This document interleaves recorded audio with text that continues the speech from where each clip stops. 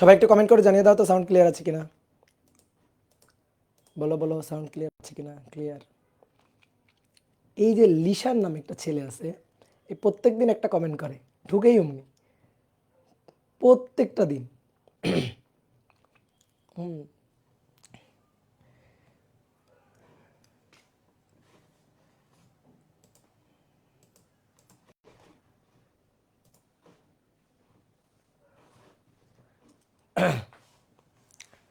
ওকে, তো চলো শুরু করে দিই। ঠিক আছে।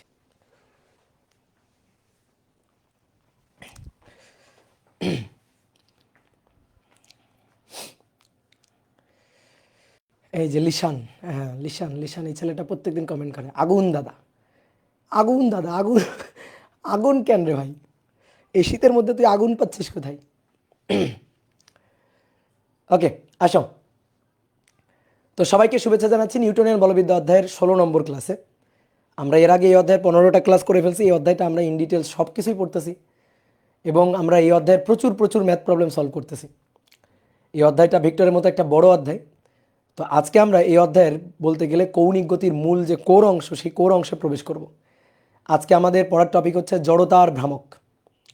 জড়তার ভ্রামক বা মোমেন্ট অফ ইনারশিয়া। তো চলো আমরা শুরু করে দিই। জড়তার ভ্রামক।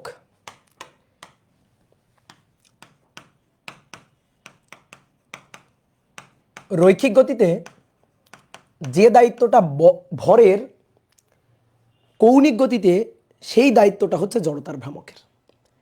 এখন কথা হচ্ছে রৈখিক গতিতে ভর কি কাজ করে? কোনো বস্তুর জড়তার পরিমাপক হচ্ছে ভর। কোনো বস্তু জড়তা কি? কোনো বস্তু যে অবস্থায় আছে সেই অবস্থায় থাকতে চাওয়ার প্রবণতাটা হচ্ছে জড়তা।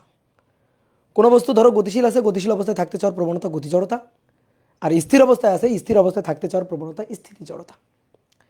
এখন কোনো বস্তুর জড়তার পরিমাপক হচ্ছে ভর। যার ভর বেশি তার জড়তার বেশি। দেখো আমি হচ্ছে হ্যাংলা পাতলা মানুষ, আমার ভর কম, আমার জড়তা কম। আমি মনে করো ছোটাছুটি বেশ ভালোই করতে পারবো। কিন্তু মনে করো যে বেশ একটু মনে করো মোটা সোটা লোক, ঠিক আছে, আমাদের অভিদত্ত তুষার ভাই চিন্তা করো, তো একটু মোটা সোটা, একটু ভুঁড়ি হয়ে গেছে, তো তার একটু জড়তা বেশি। তার মনে করো নড়তে চড়তে উঠতে বসতে একটু কিন্তু মনে করো যে আমার মতো এত ছটফট করে করতে পারবে না। কিন্তু আমি যেমন হ্যাংলা পাটকাঠির মতো, আমি যেমন তাড়াতাড়ি মনে করো নড়াচড়া করতে পারবো, মুভ করতে পারবো, তো অভিদত্ত তুষার আমাদের রয়্যাল টিচার, সে কিন্তু অত ভালো করে মুভ করতে পারবে না, একটু গতি মন্থর লাগবে আর কি। তো এই যে যার ভর বেশি তার জড়তার ভ্রামকটা বেশি, মানে ব্যাপারটা এরকম, তার জড়তাটা বেশি। জড়তার ভ্রামক পরে আসছি, তাহলে যার ভর বেশি তার হচ্ছে জড়তাটা বেশি। কি ক্লিয়ার? কথা বুঝছো? তাহলে তোমাকে একটা উদাহরণ দিয়ে দেখাই। মনে করো এই একটা বস্তু, এই বস্তুটার ভর হচ্ছে 5 কেজি, আর একটা বস্তু, এই বস্তুটার ভর হচ্ছে ধরো 2 কেজি। একটু ছোট করে আঁকি, এটা 2 কেজি। তুমি এই বস্তুর উপরেও বল দিতে পারো 10 নিউটন, তুমি এই বস্তুর উপর তোমার দেওয়া সর্বোচ্চ বল দিতে পারো 10 নিউটন। বলো তো, দুটোই তো স্থির অবস্থায় আছে, তুমি কোনটাকে গতিশীল করতে পারবা সহজে এবং গতি বৃদ্ধিটা কোন বস্তুর বেশি তাড়াতাড়ি হবে বলো, বা বেশি হবে কোনটার? 2 কেজি হালকা, 5 কেজি ভারী। যেটা ভারী বেশি তার ধাক্কা দিয়ে ঠেলে গতিশীল করা কঠিন। এবং তুমি ম্যাথমেটিক্যালি দেখো, 10 নিউটন 5 কেজি, যদি আমি বলি ত্বরণ কত বের করো, স্থির অবস্থায় আছে দুটো বস্তুই, তাহলে ত্বরণ কত বের করো, তাহলে 10/5 কত, 2 মিটার/সেকেন্ড স্কয়ার। আর এই বস্তুর যদি ত্বরণ বের করি তাহলে 10/2 কত, 5 মিটার/সেকেন্ড স্কয়ার। তাহলে দেখো দুটো স্থির অবস্থায় আছে, যে বস্তুটা হালকা বেশি তার ধাক্কা দিয়ে তার বেগ বৃদ্ধি করাটা সহজ, এবং দেখো বেগ মানে বেশি বৃদ্ধি পাচ্ছে, সেকেন্ডে 5 মিটার/সেকেন্ড করে বৃদ্ধি পাচ্ছে, কিন্তু এর বেগ সেকেন্ডে 2 মিটার/সেকেন্ড করে বৃদ্ধি পাচ্ছে।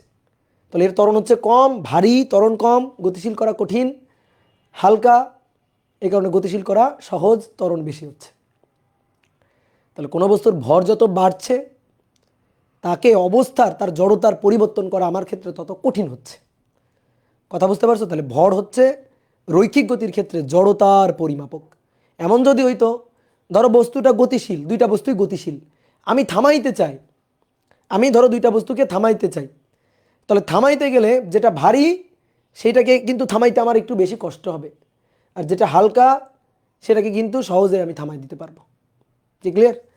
তাহলে এই হচ্ছে ব্যাপারটা, যে কোনো বস্তুকে গতিশীল করা সহজ বা কঠিন এই জিনিসটা, এই যে ভর, এটা কিন্তু পরোক্ষভাবে নির্ধারণ করে দিচ্ছে। তো আমরা ভর নিয়ে আলোচনা করতে চাই না, আমরা আলোচনা করতে চাই জড়তার ভ্রামক নিয়ে। কৌণিক গতির ক্ষেত্রে রৈখিকভাবে গতিশীল করব না, কৌণিকভাবে গতিশীল করব, মানে ঘুরাবো। সহজ কথা, কোনো একটা বস্তু অঘূর্ণনশীল আছে, মানে ঘুরছে না, স্থির আছে, আমি তাকে ঘুরাইতে চাই। তো তাকে ঘুরানোটা, তার ঘুরানোটা মানে কৌণিক গতির পরিবর্তন করাটা কত সহজ হবে, কত কঠিন হবে, এই ব্যাপারটা নির্ধারণ করবে কৌণিক জড়তা, যেটাকে আমরা বলি জড়তার ভ্রামক। রৈখিক জড়তা হচ্ছে ভর, রৈখিক গতির ক্ষেত্রে জড়তা হচ্ছে ভর, আর কৌণিক গতির ক্ষেত্রে জড়তা হচ্ছে জড়তার ভ্রামক। যেমন তুমি মনে করো, সাপোজ এই যে লাঠিটা দেখো, এটা একটা লাঠি, এটা হচ্ছে আমাদের অফলাইন ব্যাচের লাঠি, এটার একটা সুন্দর নাম আছে, এর নাম হচ্ছে কালা জাহাঙ্গীর। বুঝছো, যখন অফলাইন ব্যাচের স্টুডেন্টরা পড়াশোনা না করে তখন এইটা আমি ওদের পিঠের উপর ঝাড়ি। তো এই যে লাঠিটা, এই লাঠিটাকে আমি ঘুরাবো, দেখো ঘুরাবো। তো এই লাঠিটাকে এই মধ্যবিন্দুতে ধরে, এই যে মধ্যবিন্দুতে ধরো, 2 আঙ্গুল দিয়ে ধরে এইভাবে ঘুরাবো, এইভাবে আমি চারপাশে ঘুরাবো ধরো। আবার মনে করো প্রান্ত বিন্দুতে ধরে, এই যে প্রান্ত বিন্দু, এই প্রান্ত বিন্দুতে ধরে চারপাশে ঘুরাবো। দেখো এই প্রান্ত বিন্দু দিয়ে ঘুরাইতে কিন্তু আমার একটু বেশি কষ্ট হবে, দেখো লাঠিটাকে দেখো ঘুরাইতে পাচ্ছি না, উঠাইতেই কষ্ট হচ্ছে, এই যে ঘোরানোটা একটু বেশি কঠিন হবে। তাহলে দেখো মাঝখানে 2 বিন্দুতে, মাঝখানের মধ্যবিন্দুতে 2টা আঙুল দিয়ে ধরে ঘোরানোটা সহজ, বাট এই প্রান্ত বিন্দু দিয়ে ঘোরানোটা একটু কঠিন হয়ে যাচ্ছে। দেখো কৌণিক গতির পরিবর্তন করাটা আমার কাছে একটু কঠিন হয়ে যাচ্ছে যখন আমি প্রান্তে হাত দিচ্ছি। তোমার হাতে যদি স্কেল থাকে, সেই স্কেলে তুমি মাঝে হাত দিয়ে দেখো ঘোরানোটা সহজ, এভাবে 2 আঙ্গুল দিয়ে ট্রাই করবা, আর প্রান্তে 2 আঙ্গুল দিয়ে ট্রাই করবা, দেখবা দেখবা প্রান্তে প্রান্তে হাত দিয়ে ধরে দেখবা ঘোরানোটা একটু কঠিন হবে। তাহলে এই যে ঘোরানো কঠিন, জড়তার ভ্রামক বেশি, তার কৌণিক জড়তা বেশি। আর যেখানে ঘোরানো সহজ সেখানে কৌণিক জড়তা তুলনামূলক কম। অর্থাৎ কোনো বস্তুর কৌণিক গতি কত দ্রুত আমি বৃদ্ধি করতে পারবো, ঠিক আছে, কৌণিক গতি কত দ্রুত আমি বৃদ্ধি করতে পারবো বা হ্রাস করতে পারবো, মানে পরিবর্তন করতে পারবো, এই ব্যাপারটা নির্ধারণ করে কৌণিক জড়তা, যার নাম হচ্ছে জড়তার ভ্রামক। তো জড়তার ভ্রামক কাকে বলে আসো একটু আমরা লিখে ফেলি। কোনো ঘূর্ণনশীল বস্তুর, কোনো ঘূর্ণনশীল বস্তুর ভর এবং ঘূর্ণন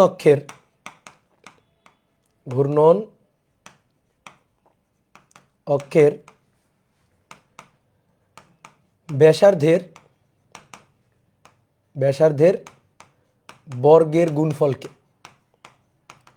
বর্গের গুণফলকে জড়তার ভ্রামক বলে। জড়তার ভ্রামক বলে। খুবই সহজ জিনিস। রৈখিক গতিতে আমরা যেটা ভর পড়ে আসছি, কৌণিক গতিতে ভরের জায়গাটা দখল করে নিচ্ছে জড়তার ভ্রামক। কৌণিক গতিতে ভরের রুমটা দখল করে নিচ্ছে জড়তার ভ্রামক। জড়তার ভ্রামক মোমেন্ট অফ ইনার্শিয়া, এটাকে আমরা আই দিয়ে প্রকাশ করি। ইনার্শিয়া থেকে আই, এটাকে আমরা আই দিয়ে প্রকাশ করি। তাহলে আসো ডেফিনেশন অনুযায়ী আমি একটু চিত্র এঁকে বুঝি তো কি বলছে। মনে করো এইটা হচ্ছে একটা ঘূর্ণন অক্ষ, এই অক্ষের চারপাশে একটা বিন্দু ভরের বস্তু, ধরো একটা বস্তু, এই বস্তুটা এইভাবে অক্ষের চারপাশে ঘুরতে পারে। তাহলে সে যে ব্যাসার্ধ নিয়ে ঘুরে, ঘূর্ণন পথের যে ব্যাসার্ধটা সেটা হচ্ছে আর, আর এই বস্তুর যে ভরটা, সেই বস্তুর ভরটা হচ্ছে এম। তা আমি এখন এই বস্তুটার জড়তার ভ্রামক চাই।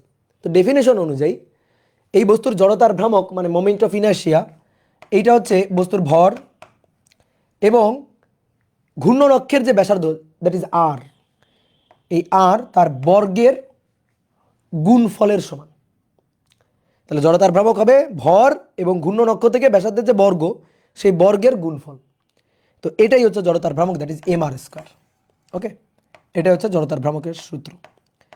দেখো ব্যাপারটা বোঝো, কোনো একটা বস্তুকে ঘুরানো কত সহজ হবে, কঠিন হবে, এই ব্যাপারটা আমরা চিন্তা করতে চাই। তাহলে তুমি চিন্তা করো তো, তুমি আমাকে বলবা দেখো কেন এম এবং আর স্কয়ার আসলো। আমরা একটু গেস করতে পারি যে ঘুরানো সহজ বা ঘুরানো কঠিন, এই ব্যাপারটা মানে কৌণিক জড়তা, এই ব্যাপারটা আই, তো সেটা কার কার উপর নির্ভর করে। ধরো তোমাকে আমি বললাম 2 মিটার দৈর্ঘ্যের একটা সুতায় বেঁধে তুমি 5 কেজি ভরের একটা বস্তুকে ঘুরাবা। 2 মিটার দৈর্ঘ্যের সুতায় বেঁধে, 2 মিটার দৈর্ঘ্যের সুতায় বেঁধে তুমি 1 কেজি ভরের একটা বস্তুকে ঘুরাবা। সুতার দৈর্ঘ্য একই, 2 মিটার 2 মিটার। 5 কেজি ভরকে ঘুরাবা, তারপরে 1 কেজি ভরকে ঘুরাবা। তুমিই বলো কোন ক্ষেত্রে কৌণিক গতির পরিবর্তন করাটা সহজ? বলো। সহজ। 1 কেজির ক্ষেত্রে সহজ, 5 কেজির ক্ষেত্রে কঠিন। এর কঠিন মানে এর জড়তা বেশি, তার মানে এর জড়তার ভ্রামক বেশি, আর এর জড়তার ভ্রামক কম। তাহলে দেখো তো জড়তার ভ্রামক ঘূর্ণনক্ষের ব্যাসার্ধ কিন্তু একই আছে, দেখো আর কিন্তু সেম। তাহলে আর যদি সেম থাকে তাহলে এই জড়তার ভ্রামকটা ভরের সাথে কেমন সম্পর্কযুক্ত? সমানুপাতিক। ভর বাড়লে বাড়বে, তাই হচ্ছে জড়তার ভ্রামক, ভর বাড়লে বাড়বে। তো দেখো ভরের সাথে সমানুপাতিক, কিন্তু ফিল করা গেছে, মিলানো যাচ্ছে। আচ্ছা এবার আসো দেখি তো আর এর সাথে যে সমানুপাতিক, মানে আর এর বর্গের সাথে, বাট আর বাড়লে যে আই বাড়ে সেটা একটু বুঝি তো দেখি। মনে করো তোমাকে আমি বললাম তুমি 2 মিটার দৈর্ঘ্যের একটা সুতায় বেঁধে 2 কেজি ভরের একটা বস্তুকে ঘোরাবা, আর তুমি 6 মিটার দৈর্ঘ্যের একটা সুতায় বেঁধে ওই একই 2 কেজি ভরের বস্তুটাকে ঘোরাবা। মানে এবার দেখো, এবার ভর সেম কিন্তু ঘূর্ণন পথের ব্যাসার্ধটা বেশি, বেশি কম আর কি। এইবার বলো কোন ক্ষেত্রে আমার ঘুরাইতে গেলে বেশি কঠিন, বেশি কষ্ট হবে? বলো দেখি, ফিল করো। অবশ্যই 6 মিটার, অবশ্যই 6 মিটার। আমি যদি 2 মিটার এরে যদি ঘুরাইতে চাই সহজে ঘুরাইতে পারবো, দেখো সহজে, দেখো চিন্তা করো, ছোট, সহজে ঘুরাইতে পারবো। কিন্তু দড়ি বড়, এইভাবে বল দিয়ে ঘুরাইতে হবে, অনেক কষ্ট হবে। তাহলে সেকেন্ড ক্ষেত্রে কঠিন, ফার্স্ট ক্ষেত্রে সহজ। তাহলে দেখো ভর একই, কিন্তু দূরত্ব যত বেশি হচ্ছে জড়তার ভ্রামক তত বেশি হচ্ছে, এবং এটা বর্গের সমানুপাতিক, বুঝলো? তাহলে এটাই হচ্ছে আমাদের জড়তার ভ্রামকের সূত্র। এবার বলো তো জড়তার ভ্রামক কি রাশি ভাইয়া? জড়তার ভ্রামক কি রাশি? জড়তার ভ্রামক স্কেলার রাশি। জড়তার ভ্রামক স্কেলার রাশি। কিভাবে বুঝলাম যে স্কেলার রাশি? স্কেলার রাশি বুঝলাম কিভাবে? দেখো সূত্র দেখলেই বোঝা যায়। I equal to M R square. M তো ভর, তো ভর সে তো স্কেলার, ভর স্কেলার, ভর তো আর ভেক্টর না। কিন্তু আর কিন্তু ভেক্টর, আর এর একটা পরিচয় আছে, এর নাম হচ্ছে ব্যাসার্ধ ভেক্টর। এই আর এর পরিচয় হচ্ছে ব্যাসার্ধ ভেক্টর, আর এর পরিচয় হচ্ছে ব্যাসার্ধ ভেক্টর, রেডিয়াস ভেক্টর। এই যে ঘূর্ণন অক্ষ থেকে বস্তুর দিকে হচ্ছে ডিরেকশনটা, তো এটা হচ্ছে ব্যাসার্ধ ভেক্টর। এবার moment of inertia I equal to M R square. M scalar কিন্তু আর স্কোয়ার, এ কিন্তু স্কেলার, মানে ভেক্টর না আর কি। M scalar R square scalar. দেখো কেমনে, R dot R, R vector but R square scalar. R dot R, R এর মান তাদের মধ্যবর্তী কোণের cos θ। আর আর আর এর মধ্যবর্তী কোণ কত? cos 0, that is R square. R square কোন গুণ থেকে পাওয়া যাচ্ছে? কোন গুণ, কোন গুণ বলো, কোন গুণ থেকে পাওয়া যাচ্ছে? ডট গুণ। এবার ডট গুণে আমরা যে ফলাফলটা পাই তারে কি বলে? কি ফলাফল পাই? ডট গুণের ফলাফল কেমন হয়? স্কেলার। তাহলে R square, R vector but আর স্কোয়ারটা ভাইয়া স্কেলার, তাই না? তাহলে দুটো স্কেলার রাশি গুণফল কোনোদিন ভেক্টর হতে পারে? এই কারণে জড়তার ভ্রামক স্কেলার রাশি। জড়তার ভ্রামক স্কেলার রাশি। ধরো কোনো একটা সিস্টেমে একটা বিন্দু ভর নেই, অনেকগুলো বিন্দু ভর আছে। তো আমি সেই সিস্টেমের জড়তার ভ্রামক বের করবো। তা খুবই সহজ কথা, আমি সেই সিস্টেমের জড়তার ভ্রামক বের করতে চাই, তাহলে ওই সিস্টেমে যতগুলো ভর আছে সবার জড়তার ভ্রামক ঘূর্ণন অক্ষের সাপেক্ষে বের করে যোগ করে দিব, জাস্ট যোগ, কোনো ভেক্টর হিসাব না, জাস্ট যোগ করে দিব। তাহলে আমি জড়তার ভ্রামকের, টোটাল জড়তার ভ্রামকের মান কত সেটা আমি পেয়ে যাব। কি ক্লিয়ার? কথা বুঝছো? ওকে, এইবার আসো, চলো চলো চলো চলো আমরা এবার কয়েকটা ক্ষেত্রে জড়তার ভ্রামকের হিসাব নিকাশ দেখব। তো প্রথমে আসো এক, বিন্দু ভরের বস্তুর জন্য জড়তার ভ্রামক। বিন্দু ভরের বস্তুর জন্য, বিন্দু ভরের বস্তুর জন্য জড়তার ভ্রামক।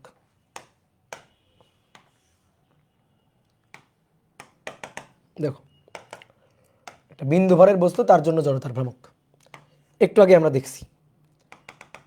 ঘূর্ণন অক্ষ, এই ঘূর্ণন অক্ষের চারপাশে জাস্ট একটা বিন্দু ভর, এই বিন্দু ভরটা এভাবে ঘুরছে, ঠিক আছে? এর ভর কত? এম, ঠিক আছে? একটা কণা, জাস্ট একটা বিন্দু ভর, ঘূর্ণন অক্ষ থেকে কণার দূরত্ব কত? আর। তাহলে জড়তার ভ্রামক I equal to M R square. এবার দেখো এই বিন্দু ভরের বস্তু, এই ব্যাপারটা কিন্তু আপেক্ষিক, এই ব্যাপারটা আপেক্ষিক, ভালো করে বুঝবা। যদি আমি তোমার জিজ্ঞেস করি যে পৃথিবী এটা কি একটা বিন্দু ভর, তুমি বলবা না যে ভাই পৃথিবী বিশাল ভর। কিন্তু পৃথিবী যখন সূর্যের চারপাশে ঘুরবে তখন সে কিন্তু একটা বিন্দু ভর। অর্থাৎ আমি যদি বলি পৃথিবীর জড়তার ভ্রামক নিজ অক্ষে জড়তার ভ্রামক নিজ অক্ষে ঘুরবে, তখন কিন্তু এম আর স্কোয়ার না। কিন্তু পৃথিবী যখন সূর্যের চারপাশে ঘুরবে তখন পৃথিবী একটা বিন্দু ভরের মতোই। কারণ সূর্যের কেন্দ্র থেকে দেখো, এটা হচ্ছে সূর্য, সূর্যের কেন্দ্র থেকে পৃথিবীর কেন্দ্রের যে দূরত্ব, বিশাল দূরত্ব, 15 কোটি কিলোমিটার, এইভাবে ঘুরতেছে বিশাল একটা বৃত্তাকার পথে। তাহলে এই দূরত্বের তুলনায় এই যে বস্তুটা, এই বস্তুটা হচ্ছে একটা বিন্দু ভর। এই দূরত্বের তুলনায় এই যে ভরটা, এই ভরটা হচ্ছে একটা বিন্দু ভর। তাহলে জড়তার ভ্রামক আই ইকুয়াল টু কি হবে, এম আর স্কোয়ার। বুঝতে পারছো? কিন্তু পৃথিবীকে যদি আমি বলি পৃথিবী নিজ অক্ষে ঘুরতেছে, নিজের অক্ষে ঘুরতেছে, তখন সে কিন্তু আর বিন্দু ভর না। তাহলে এই বিন্দু ভরের ব্যাপারটা কিন্তু আপেক্ষিক। এবং নিউক্লিয়াসের চারপাশে ইলেকট্রন ঘুরতেছে, সেটা একটা বিন্দু ভর, বুঝতে পারছো? তো আসো এইবার 2 নম্বর বলা হচ্ছে যে একটা বিন্দু ভরের সিস্টেম,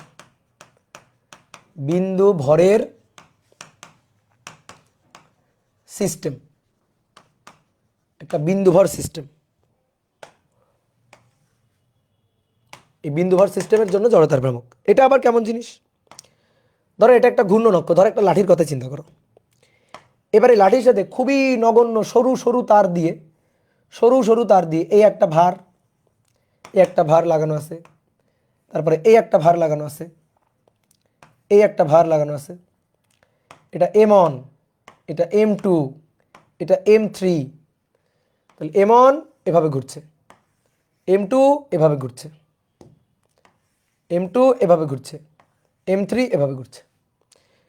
তাহলে এটা R1 ব্যাসার্ধ নিয়ে, এটা R2 ব্যাসার্ধ নিয়ে, এটা R3 ব্যাসার্ধ নিয়ে ঘুরছে। তাহলে এবার এই সিস্টেমের পুরো এই সিস্টেম, এটা একটা ভর সিস্টেম, তার জড়তার ভ্রামক আমরা বের করব। এখানে কয়টা ভর আছে?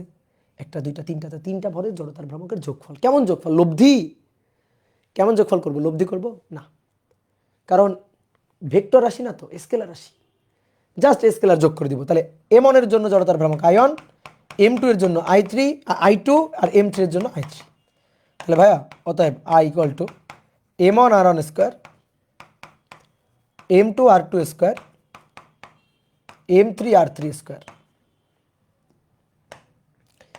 M3 R3 square. এই তাহলে জড়তার ভ্রামক এইভাবে হিসাব নিকাশ করতে হবে। যদি আরও কয়েকটা বস্তু থাকতো তাহলে একটা করে যোগ করতাম। এরকম 10টা, 50টা, 100টা যদি বিন্দু ভর কোনো একটা সিস্টেমে থাকে, তার জড়তার ভ্রামক বের করতে গিয়ে এভাবে আমরা যোগ করে ফেলবো, জাস্ট স্কেলার যোগ, কোনো লব্ধি টব্ধির হিসাব না। ঠিক আছে?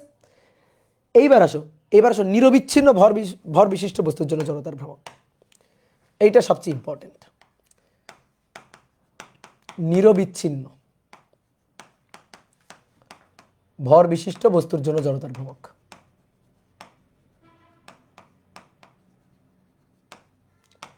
নিরবিচ্ছিন্ন ভর বিশিষ্ট বস্তু মানে কি? তুমি ওই বস্তুর ভরগুলাকে তুমি আলাদা করতে পারবা না। বিন্দু ভরগুলাকে একটা করে আলাদা করতে পারবা না। একসাথে একটা দৃঢ় বস্তু, একটা দৃঢ় বস্তু হতে পারে, একটা নিরেট গোলক, হতে পারে একটা নিরেট সিলিন্ডার।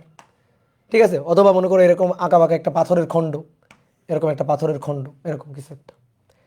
তো এর জড়তার ভ্রামক আমরা বের করতে চাই কোন অক্ষের সাপেক্ষে? ধরো এই অক্ষের সাপেক্ষে, ডট ডট ডট ডট, এই যে ভেতর দিয়ে অক্ষটা চলে গেছে, এইভাবে ঘুরবে।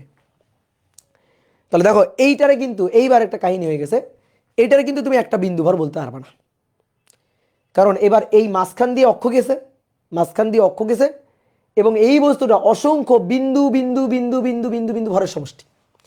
কিন্তু যদি এইটারে সাপোজ শোনো, এই পাথরখণ্ডটারে, এই যে পাথরখণ্ডটা মনে করো, এই পাথরখণ্ডটা এইখানে চলে গেছে, আর এইটা হচ্ছে ঘূর্ণন অক্ষ। এই ঘূর্ণন অক্ষ থেকে পাথরখণ্ডটা আর ব্যাসার্ধের বিশাল একটা বৃত্তাকার পথে ঘুরবে, তখন কিন্তু এর আমি জড়তার ভ্রামক বলতে পারবো। কিন্তু এ যদি নিজ অক্ষে, এর জড়তার ভ্রামক তখন বিন্দু ভরের জড়তার ভ্রামক বলতে পারবো। বাট সে যদি নিজ অক্ষে ঘুরতে থাকে তাহলে কিন্তু এর জড়তার ভ্রামক আর আমি বিন্দু ভরের জন্য জড়তার ভ্রামকের যে সূত্র সেটা আর খাটাইতে পারবো না।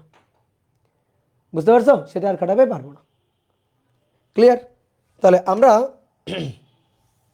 আমরা এখন এই নিরবিচ্ছিন্ন ভর বিশিষ্ট বস্তুর জড়তার ভ্রামক বের করতে চাই। দেখো এর বিন্দু বিন্দু ভরগুলোকে আলাদা করা যাবে না। তাহলে এই বস্তুটা অসংখ্য তো কণার সমন্বয়ে তৈরি, তাই না? ভাইয়া সূত্র প্রতিপাদন দেখাবেন, এই সূত্র প্রতিপাদন শুরুই তো হয়নি, আমি তোমার আগে জড়তার ভ্রামক চিনাচ্ছি। ঠিক আছে, জড়তার ভ্রামকের সংজ্ঞা হচ্ছে I equal to M R square, এটার তো আর প্রমাণ হবে না। ঠিক আছে, জড়তার ভ্রামক I equal to M R square, এটার প্রমাণ হবে না, এইটা জাস্ট মাথায় রাখবা। এবার তারপরে বাদ বাকিগুলোর ডেরিভেশন আমরা দেখাবো। তাহলে আসো, এই বস্তুটা জড়তার ভ্রামক চাই, তাহলে এই বস্তুটা অসংখ্য বিন্দু বিন্দু বিন্দু বিন্দু বিন্দু বিন্দু কণার সমন্বয়ে গঠিত।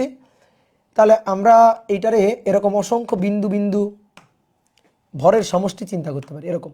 তো আমি আপাতত 5টা দিলাম, এরকম 5টা না 5 লক্ষ 5 কোটি কণার সমন্বয়ে গঠিত। তাহলে এটা M1 ভর, সে ভাইয়া R1 ব্যাসার্ধের বৃত্তাকার পথে ঘুরছে। এটা M2 ভর বিন্দু, সেটা R2 ব্যাসার্ধের বৃত্তাকার পথে ঘুরছে। এটা M3 ভর বিন্দু, সে R3 ব্যাসার্ধের বৃত্তাকার পথে ঘুরছে। M4 R4 ব্যাসার্ধের বৃত্তাকার পথে, এভাবে dot dot dot dot dot dot, ধরো MN সে RN ব্যাসার্ধের বৃত্তাকার পথে ঘুরছে। আমি এখন এর জড়তার ভ্রামক বের করতে চাই। এরকম লক্ষ লক্ষ কোটি কোটি কণার সমন্বয়ে এই বস্তুটা তৈরি। মনে করো তোমার হাত থেকে পড়ে একটা কাচের প্লেট ভেঙে গেছে, অথবা একটা কাচের গ্লাস ভেঙে গেছে, তাহলে গ্লাসটা অসংখ্য টুকরাতে পরিণত হবে না? তো সেরকম মনে করো যে এই যে বস্তুটা, এই বস্তুটা এরকম অসংখ্য টুকরার সমষ্টি। তা আমি বললাম যে নাও এই যে এটার জড়তার ভ্রামক তুমি বের করো। ঠিক আছে, এটার জড়তার ভ্রামক বের করো। কেমনে বের করবা? তাহলে এটা এই যে অসংখ্য কণার সমন্বয়ে গঠিত, তুমি প্রত্যেকটা কণার জড়তার ভ্রামক যোগ করা শুরু করবা, প্রত্যেকটা কণার। তাহলে I equal two I1 plus I2, এইভাবে ion ion plus I2 plus I3 plus dot dot dot dot dot dot dot dot dot dot IN যোগ করা শুরু করবা। তার মানে কি দাঁড়ালো? M1 R1 square, M2 R2 square, M3 R3 square, plus dot dot dot dot dot dot dot dot লাস্টে গিয়ে MN RN square, RN square. ঠিক আছে, এটা তাহলে আমরা এভাবে যোগ করলে কিন্তু টোটাল জড়তার ভ্রামক পেয়ে যাব। তো এইবার শোনো, ধরো সাপোজ তোমাদের সবাইকে আমি একটা বস্তু দিলাম, দিয়ে বললাম যে কালকে তোমরা আমাকে জড়তার ভ্রামক বের করে এনে দেখাবা এই বস্তুর। তাহলে তুমি কি করবা? তুমি বাসায় গিয়ে ওই বস্তুটাকে এরকম ক্ষুদ্র ক্ষুদ্র ক্ষুদ্র ক্ষুদ্র কণা ধরবা, তারপরে ঘূর্ণন অক্ষ থেকে সবার ব্যাসার্ধ মাপবা। এখানে যে টুকরাটা ধরছো সেই টুকরাটার ঘূর্ণন অক্ষ থেকে ব্যাসার্ধ মাপবা, এখানে যে টুকরাটা ধরছো ঘূর্ণন অক্ষ থেকে ব্যাসার্ধ মাপবা, এখানে যে টুকরাটা, এভাবে এই বস্তুটা এরকম অসংখ্য লক্ষ লক্ষ লক্ষ লক্ষ লক্ষ লক্ষ কণার সমন্বয়ে তৈরি। তুমি কি করবা? এই প্রত্যেকটা কণার ভর এবং ঘূর্ণন অক্ষ থেকে দূরত্ব নিয়ে হিসাব নিকাশ করে জড়তার ভ্রামক বের করে নিয়ে আসবা। বলো কয় প্রজন্ম শেষ হয়ে যাবে? বলো। তুমি শুরু করবা, ঠিক আছে, তোমার ছেলে মেয়ে নাতি নাতনি তাদের নাতি নাতনি চলে যাবে, তাও কিন্তু তুমি এর জড়তার ভ্রামক বের করে এনে দিতে আমাকে পারবা না। বুঝলা? পারবা? বলো পারবা না? এখন তুমি কি করলা? ভাই একটা কাজ করবো, আমি চালাকি করবো, আমি এইটারে 10টা টুকরা করে সেই 10টা টুকরা জড়তার ভ্রামক বের করে এনে যোগ করবো। হ্যাঁ ঠিক আছে, করলা। আর একজন কি করলো? 10টা টুকরা না, সে 100টা টুকরা করে এই বস্তুটাকে 100টা টুকরা 100টা ভর চিন্তা করে সেই 100টা ভরের জড়তার ভ্রামক বের করে এনে যোগ করে আমাকে দেখালো। বলো তো আমি দুইজনের মধ্যে কারটা নিব? দুইজনের মধ্যে, দুইজনের কারোটাই কিন্তু পুরোপুরি ঠিক না, তাহলে দুইজনের মধ্যে কারটা নিব? যে 100 ভাগ করছে তারটা নিব। আচ্ছা কেউ একজন 1000 ভাগ করছে, তাহলে তারটা আরও বেশি পারফেক্ট হবে। যে 1 লক্ষ ভাগ করছে তারটা আরও বেশি পারফেক্ট হবে। যে 1 কোটি ভাগ করবে তারটা আরও বেশি পারফেক্ট হবে। তাহলে যত টুকরো করবে তত বেশি পারফেক্ট হবে, তাই না? কথা কি বুঝতে পারছো? তাহলে এই ব্যাপারটাকে আমরা লিখতে পারি, দেখো এই ব্যাপারটাকে আমরা লিখতে পারি সামেশন অফ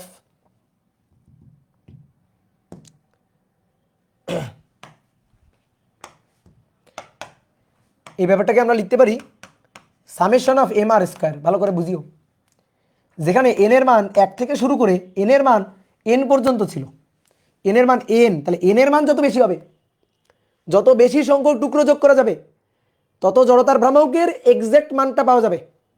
আমি এক্সাক্ট মানটা চাই, তাহলে যত সংখ্যক টুকরো করতে পারবো, যত বেশি সংখ্যক ভাগ করতে পারবো জড়তার ভ্রামকের, তত এক্সাক্ট মান পাবো। তাহলে অসীম সংখ্যক ভাগ যদি কেউ করতে পারে, অসীম ইনফিনিটি, তাহলে সে কিন্তু জড়তার ভ্রামকের সবচেয়ে এক্সাক্ট মানটা পাবে। এবার বলো অসীম সংখ্যক ভাগ করা সম্ভব? অসীম সংখ্যক ভাগ করতে গেলে আজীবন ধরে করা লাগবে। ঠিক আছে, তোমার প্রজন্ম থেকে প্রজন্ম, প্রজন্ম থেকে প্রজন্ম চলে যাবে, কিন্তু ইন্টিগ্রেশন মানে হিসাব আর শেষ হবে না, কি তাই না? বলো তো তুমি কি এই কাজ করবা?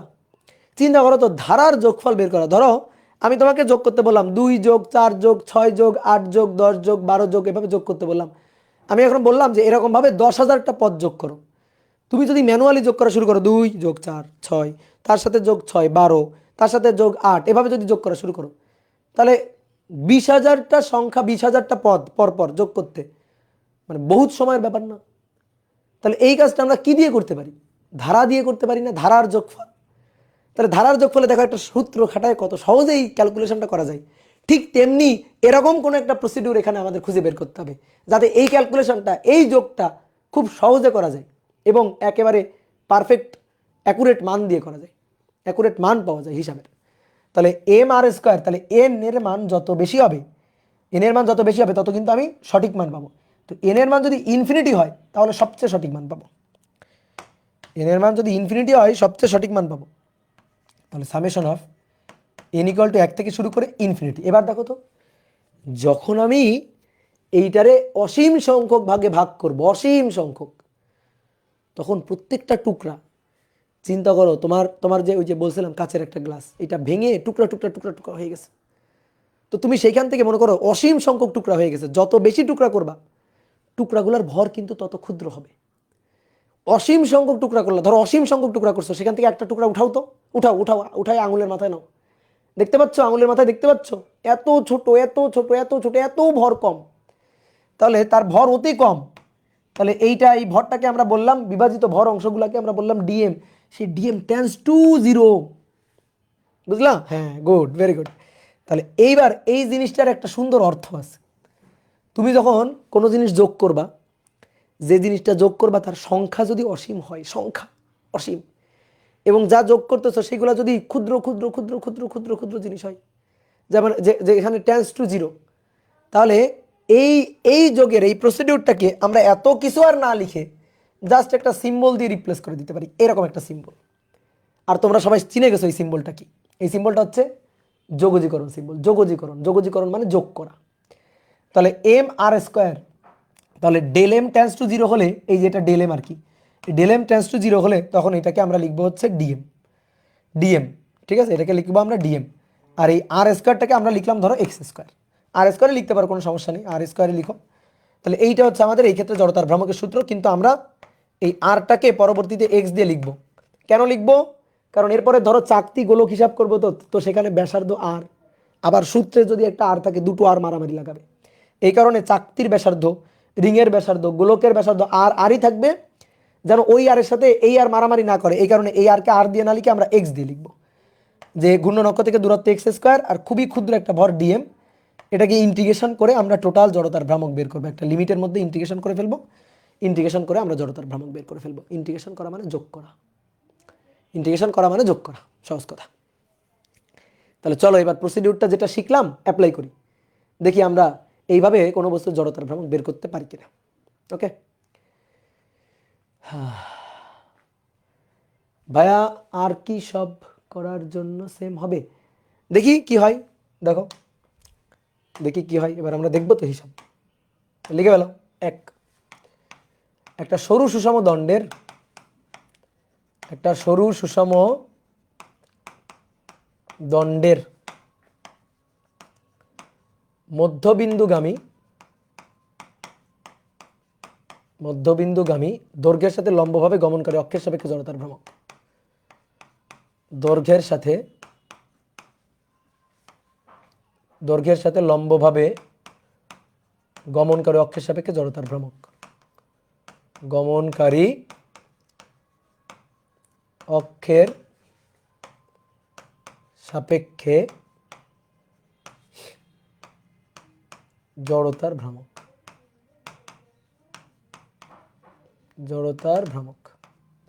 তাহলে সুন্দর করে হেডিংটা লিখে ফেলো। আর যা লিখছি এটা একটু কল্পনা করো তো, মনে মনে একটু কল্পনা করো তো কি লিখছি।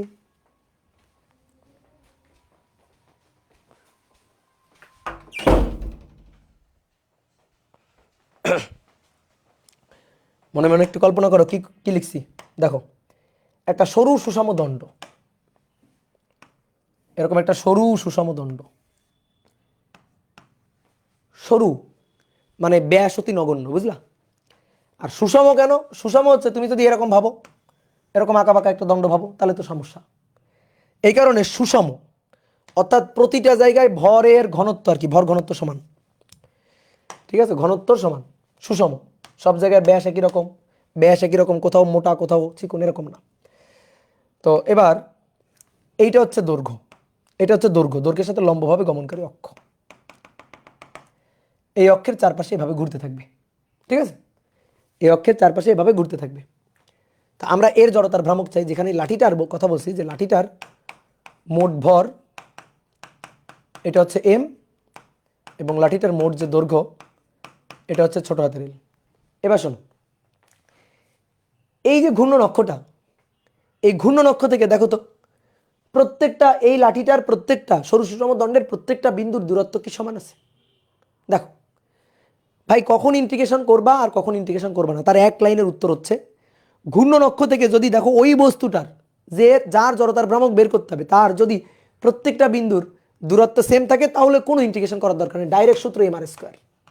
যদি দেখো দূরত্ব সেম প্রত্যেকটা বিন্দু থেকে, বাট প্রত্যেকটা বিন্দু থেকে দূরত্ব যদি সেম না হয়, তখন তোমার ইন্টিগ্রেশন করতে হবে। তো তুমি দেখো, আমি যদি লাঠিটাকে অসংখ্য ক্ষুদ্র ক্ষুদ্র ক্ষুদ্র ক্ষুদ্র বিন্দু বিন্দু চিন্তা করি, তাহলে এক একটা বিন্দু দেখো ঘূর্ণন অক্ষ থেকে এক একটা অবস্থানে আছে। দেখো এক একটা বিন্দু ঘূর্ণন অক্ষ থেকে এক একটা, এটা হচ্ছে আমার ঘূর্ণন অক্ষ, তাহলে আমি যে কোনো দূরত্ব কাউন্ট করবো এই ঘূর্ণন অক্ষ থেকে, এটা হচ্ছে আমাদের ঘূর্ণন অক্ষটাই হবে আমাদের রেফারেন্স পয়েন্ট, মানে মূল বিন্দু। তাহলে এর থেকে এইদিকে এই যে কোনো পয়েন্টের দূরত্ব দেখো, এক একটা পয়েন্টের দূরত্ব এক এক রকম, এদিকেও তাই, এক একটা পয়েন্টের দূরত্ব এক এক রকম। তো আমরা এর জড়তার ভ্রামকটা চাই, তাহলে যেহেতু এক একটা বিন্দু থেকে দূরত্ব এক এক রকম, তাহলে এই কারণে আমরা কি করবো, এই লাঠি থেকে একটা ছোট্ট ক্ষুদ্র অংশ কেটে নেব, ছোট্ট খুবই ক্ষুদ্র, ওই যে ডিএম সূত্র একটু আগে দেখলাম না, ডিএম এক্স স্কয়ার ডিএম, তো এরকম ছোট্ট ক্ষুদ্র একটা অংশ আমরা কেটে নিব, এই যে কেটে নিলাম। এই ক্ষুদ্র অংশটুকুর ভর কত?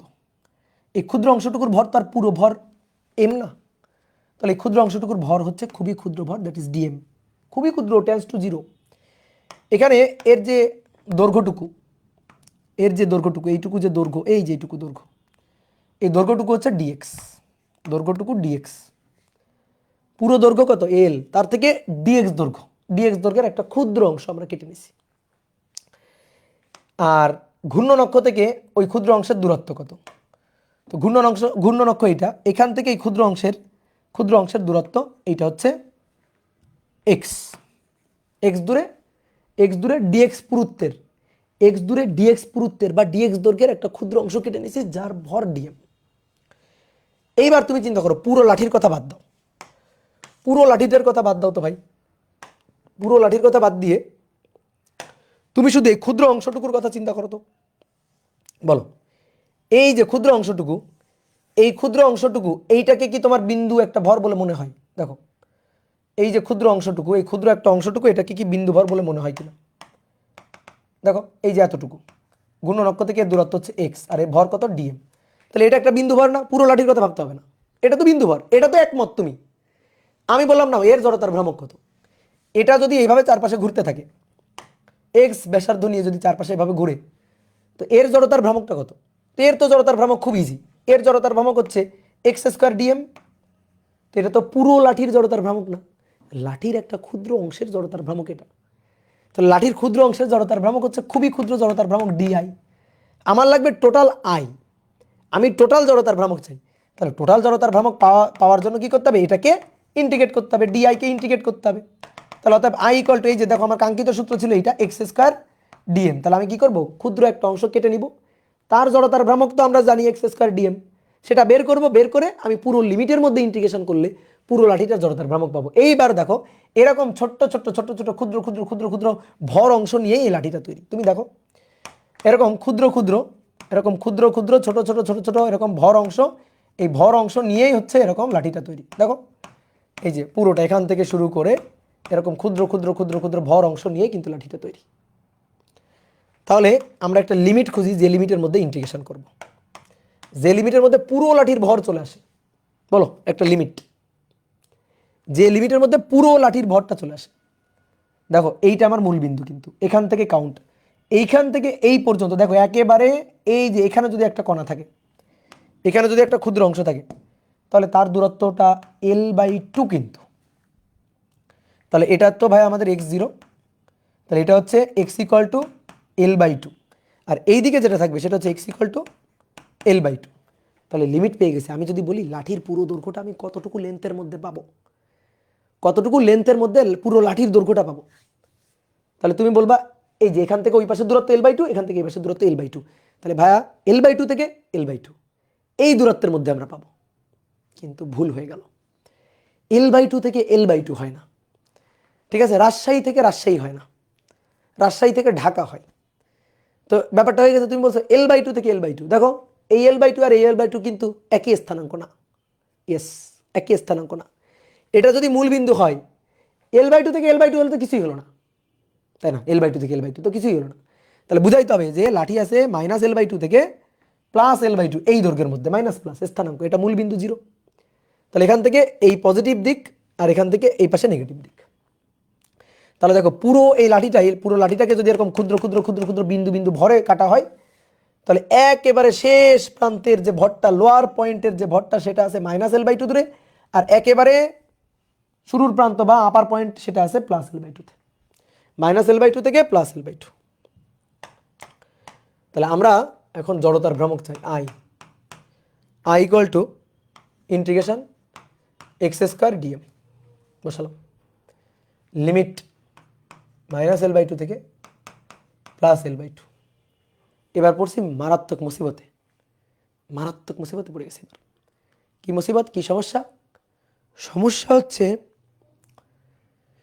যার লিমিট ইন্টিগ্রেশন করতে হবে তার সাপেক্ষে, কিন্তু আমাদের এখানে ঘটনা কি ঘটেছে জানো? x এর লিমিট আর ভরের dm এর সাপেক্ষে, মানে m এর সাপেক্ষে ইন্টিগ্রেশন। দেখো লিমিট হচ্ছে x এর -l/2 থেকে +l/2, x এর লিমিট, দেখছো x এর লিমিট, কিন্তু ইন্টিগ্রেশন ভরের সাপেক্ষে। তো মারাত্মক একটা সমস্যায় পড়লাম। সমস্যা থেকে কি দূর মানে উত্তরণ করব কিভাবে? আমরা এই dm কে কিছুক্ষণ ধরে মারবো, dm কে কিছুক্ষণ ধরে মারবো, মারপিট করবো ওর সাথে, করে ওই dm থেকে dx বের করে নিয়ে আসবো।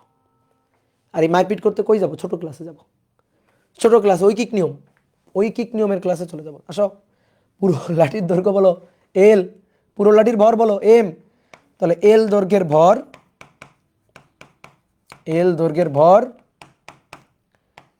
m, অতএব একক দৈর্ঘ্যের ভর m/l, অতএব আসো এইটুকু দৈর্ঘ্য dx, তাহলে এইটুকু দৈর্ঘ্য dx এর ভর m/l dx, ঐকিক নিয়ম ছোটবেলায় শিখে আসছিলাম।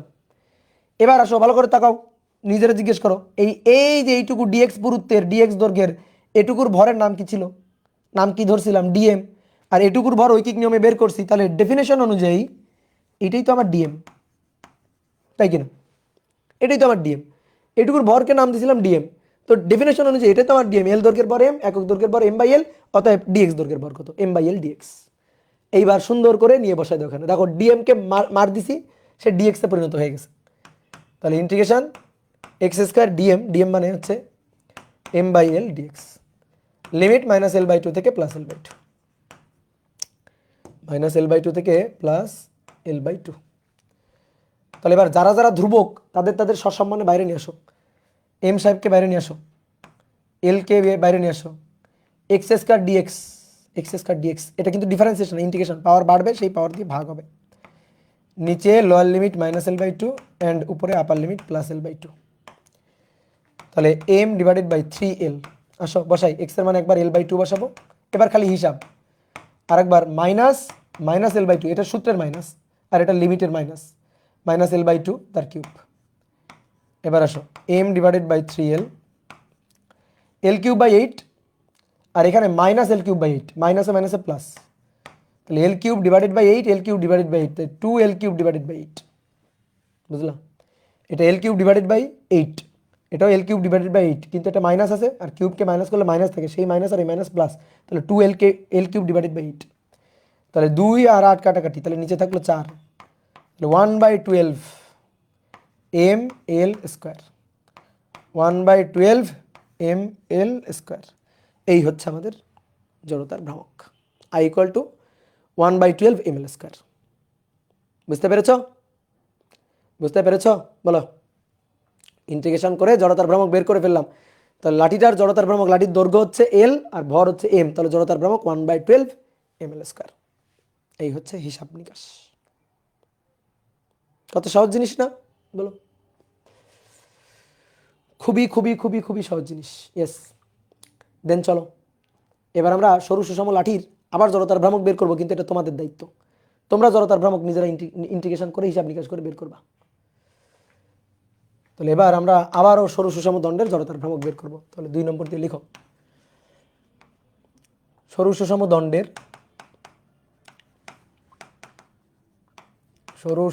দণ্ডের প্রান্তবিন্দুগামী, এবার মধ্যবিন্দু না, প্রান্তবিন্দুগামী দৈর্ঘ্যের সাথে লম্বভাবে গমনকারী অক্ষের সাপেক্ষে, দৈর্ঘ্যের সাথে লম্বভাবে গমনকারী অক্ষের সাপেক্ষে জড়তার ভ্রামক।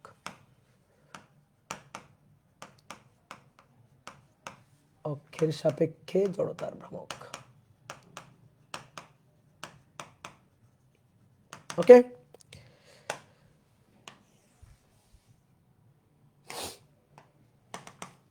তাহলে চিত্র আঁকি আসো।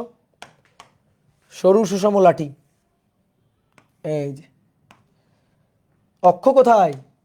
প্রান্তে। দৈর্ঘ্যের সাথে কেমন ভাবে? লম্বভাবে। এই যে দৈর্ঘ্যের সাথে লম্বভাবে। হয়েছে?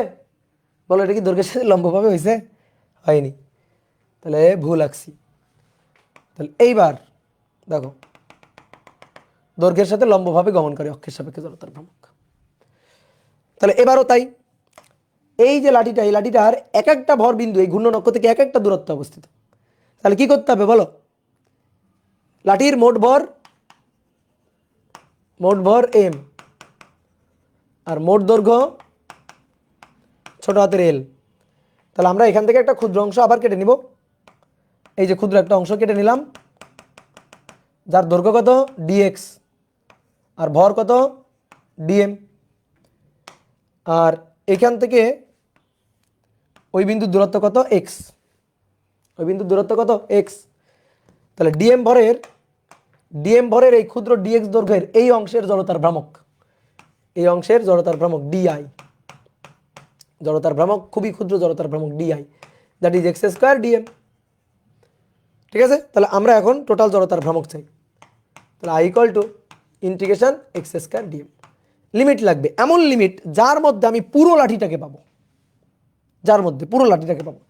তো লাঠি এরকম কাটো, ফালি ফালি ফালি ফালি ফালি ফালি করে কাটো, বুঝলা? কাটলে ফালি ফালি করে কাটলে এই যে একটা বিন্দু, একটা বিন্দু, একটা বিন্দু, এরকম অসংখ্য বিন্দু বিন্দু বিন্দু বিন্দু ভরের সমন্বয়ে পুরো লাঠিটা তৈরি। তাহলে শুরু একেবারে শুরু কোথায়? এখানে। এর এই পাশে ভর আছে নাই, তাহলে x = 0 থেকে limit x = l, 0 to l plus l, 0 থেকে l, এটাই হচ্ছে আমার লিমিট। তাহলে x² ইন্টিগ্রেশন x² dm, তাহলে লিমিট 0 থেকে l। তাহলে আবার সমস্যায় মাথায় হাত, মাথায় হাত কেন বলো? মাথায় হাত কেন বলো? বলো মাথায় হাত কেন? কি সমস্যায় পড়েছি বলো? হোয়াট ইজ দ্য সমস্যা বলো? ইয়েস, এল এর লিমিট মানে এক্স এর লিমিট, কিন্তু ইন্টিগ্রেশন কার সাপেক্ষে? এম এর সাপেক্ষে। এটা তো হয় না ভাই। তাহলে কি করতে হবে? কি করতে হবে? কি করতে হবে? আবার ডিএম কে মারতে হবে, ডিএক্স এ যেন পরিণত হয়ে যায়। তো সেটা অলরেডি আগে করা আছে। এখন আমি আবারও একবার দেখাচ্ছি। এল দৈর্ঘ্যের ভর, আগের জিনিসটাই এম, অতএব একক দৈর্ঘ্যের ভর m/l। তাহলে অতএব ডিএক্স দৈর্ঘ্যের ভর m/l dx। তো ডিএক্স দৈর্ঘ্যের ভরের তো তুমি নাম দিয়েই রাখছো অলরেডি, এই যে নামকরণ করেই রাখছো। ডিএক্স দৈর্ঘ্যের ভরের নাম হচ্ছে ডিএম। তাহলে DM = x², DM = m/l dx, 0 থেকে l, m/l x² dx, that is x³/3, 0 থেকে l। তাহলে 1/3 m, x এর 1/3 m/l, x³ মানে l³। তাহলে কাটাকাটি করে অতএব i 1/3 ml²। তাহলে বুঝতে পারতেছো প্রত্যেকটা বস্তুরই জড়তার ভ্রামক কিভাবে বের করতে হচ্ছে? এই হচ্ছে ঘটনা। এবার দেখো জড়তার ভ্রামক খায় নাকি মাথায় দেয়, আমরা একটু প্র্যাকটিক্যালি ফিল করি। দেখো জড়তার ভ্রামক খায় নাকি মাথায় দেয়, এবার একটু প্র্যাকটিক্যালি ফিল করি। হয়েছে না? তাহলে দুটো উত্তর একটু মাথায় রাখো। এবার দেখো, লিখো দেখি তো ব্যাপারখানা।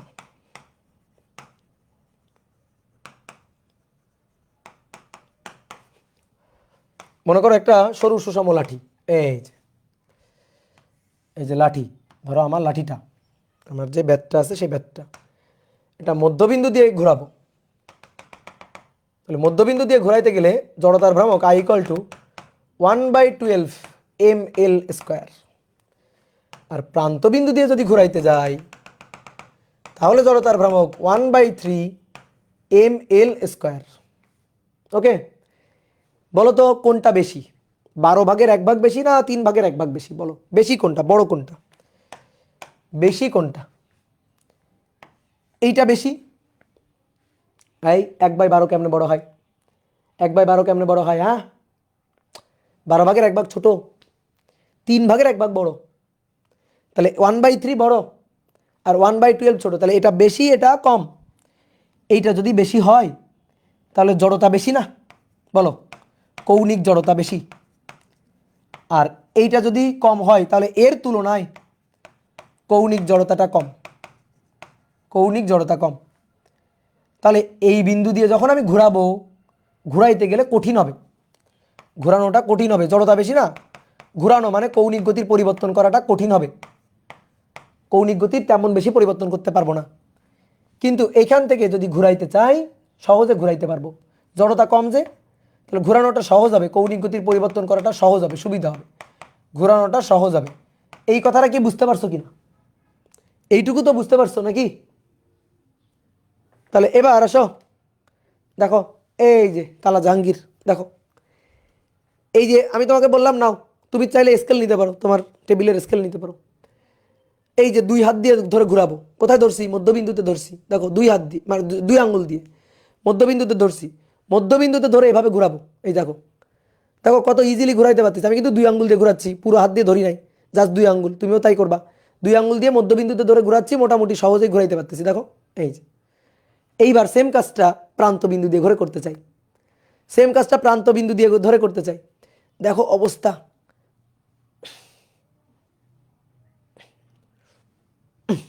দেখো বলো কষ্ট হইলো না? আগের চেয়ে কষ্ট হইলো না? দেখো উঠতেছেই না।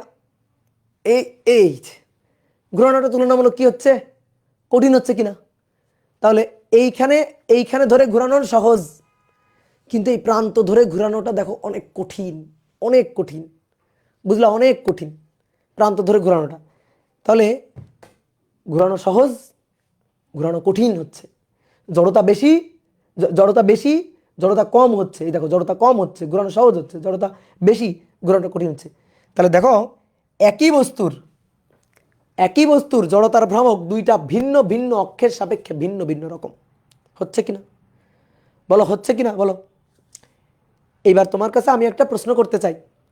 প্রশ্নটা হচ্ছে, আচ্ছা রৈখিক গতিতে আমরা তো ভর দিয়েই ব্যাপারটাকে প্রকাশ করতাম, একমাত্র ভর দিয়ে প্রকাশ করতাম, যে যার ভর বেশি তার জড়তা বেশি, তারে গতিশীল করা কঠিন, যার ভর কম তার জড়তার কম, তার গতিশীল করা সহজ। আমরা ভর দিয়ে বলতাম। কৌণিক গতিতে কেন আমার জড়তার ভ্রামকের দরকার হইলো? আমি ভর দিয়েই বলতে পারতাম না? কৌণিক গতিতেও ভর দিয়েই বলতে পারতাম না, জড়তার ভ্রামকের কি দরকার হইল? একই তো কথা, ভর বেশি জড়তা বেশি, ভর কম জড়তা কম। বলো হবে? যদি তুমি শুধুমাত্র ভর দিয়ে বলতা তাহলে তুমি লাঠির জড়তার ভ্রামক সবসময় একই বলতা, সবসময় একই। কিন্তু দেখো তো ভাই, লাঠির জড়তার ভ্রামক বিভিন্ন অক্ষের সাপেক্ষে বিভিন্ন রকম ঘুরবে, তো তো কোনো না কোনো বিন্দুকে তো অক্ষ নিয়ে, অক্ষ ধরে কেন্দ্র করে ঘুরবে। তাহলে এই কারণে বিভিন্ন বিন্দুর সাপেক্ষে জড়তার ভ্রামক বিভিন্ন রকম। তাহলে শুধু ভরের ব্যাপার না, ভরের সাথে ঘূর্ণন অক্ষের একটা ব্যাপার স্যাপার আছে। ঘূর্ণন অক্ষটা কোথায়, মাঝখানে নাকি প্রান্তে, নাকি মাঝখানে এবং প্রান্তের মাঝখানের কোনো বিন্দুতে, মানে মাঝে আর প্রান্ত এর মাঝখানের কোনো বিন্দুতে, কোন বিন্দুতে হবে, অর্থাৎ অক্ষ কোথায় হবে, এর উপরও কিন্তু ডিপেন্ড করে জড়তার ভ্রামক।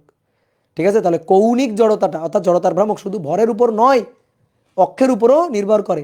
কারণ একই লাঠির জড়তার ভ্রামক দেখো দুইটা ভিন্ন ভিন্ন অক্ষের সাপেক্ষে ভিন্ন ভিন্ন রকম হচ্ছে। তাহলে জড়তার ভ্রামক খায় নাকি মাথায় দেয়, বোঝা গেল? ঠিক আছে, আশা করি ফিল করতে পেরেছো। এবার আসো, তাহলে আরও কয়েকটা বস্তু জড়তার ভ্রামক আমরা বের করব। তাহলে তোমার একটা কথা বলে রাখি, আবারও বলতেছি, যখন দেখবা ঘূর্ণন অক্ষ থেকে যে বস্তুটা ঘুরতেছে তার ভিন্ন ভিন্ন ভিন্ন ভিন্ন ভরবিন্দুর মানে দূরত্ব ভিন্ন ভিন্ন, তখন তার জন্য ইন্টিগ্রেশন করতে হবে। আর যদি দেখো যে বস্তুটা ঘুরতেছে তার প্রত্যেকটা ভরবিন্দু একই দূরত্বে, একই দূরত্বে, ঘূর্ণন অক্ষ থেকে একই একই একই একই দূরত্বে, তখন কিন্তু আর ইন্টিগ্রেশন করা লাগবে না, তখন কিন্তু আর ইন্টিগ্রেশন করা লাগবে না। কথা কি বুঝছো? চলো চলো চলো, তাহলে লিখো 3 নম্বর, একটি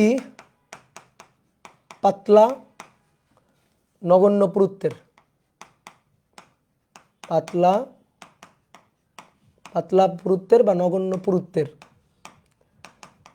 পুরুত্বের চাকতির মধ্যবিন্দু দিয়ে তলের লম্বভাবে গমনকারী অক্ষের সাপেক্ষে জড়তার ভ্রামক, গমনকারী অক্ষের সাপেক্ষে জড়তার ভ্রামক, গমনকারী অক্ষের সাপেক্ষে জড়তার ভ্রামক।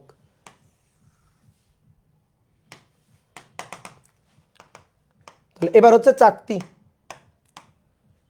এই যে এইটা হচ্ছে একটা চাকতি, দেখছো?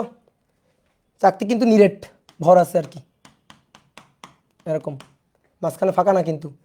এটা হচ্ছে অক্ষ, এই যে তলের মধ্যবিন্দু দিয়ে, এই যে তলের মধ্যবিন্দু দিয়ে লম্বভাবে গমনকারী অক্ষ। দেখো তোমার দেখাই, দেখছো একটা চাকতি, দেখো এই যে চাকতিটা, এই হচ্ছে এই যে তলের মধ্যবিন্দু দিয়ে লম্বভাবে গমনকারী অক্ষ, এইভাবে ঘুরবে, এইভাবে চাকতিটা ঘুরবে, আমি জড়তার ভ্রামক চাই। এইভাবে চাকতিটা ঘুরতে থাকবে, আমি জড়তার ভ্রামক চাই। কি ক্লিয়ার?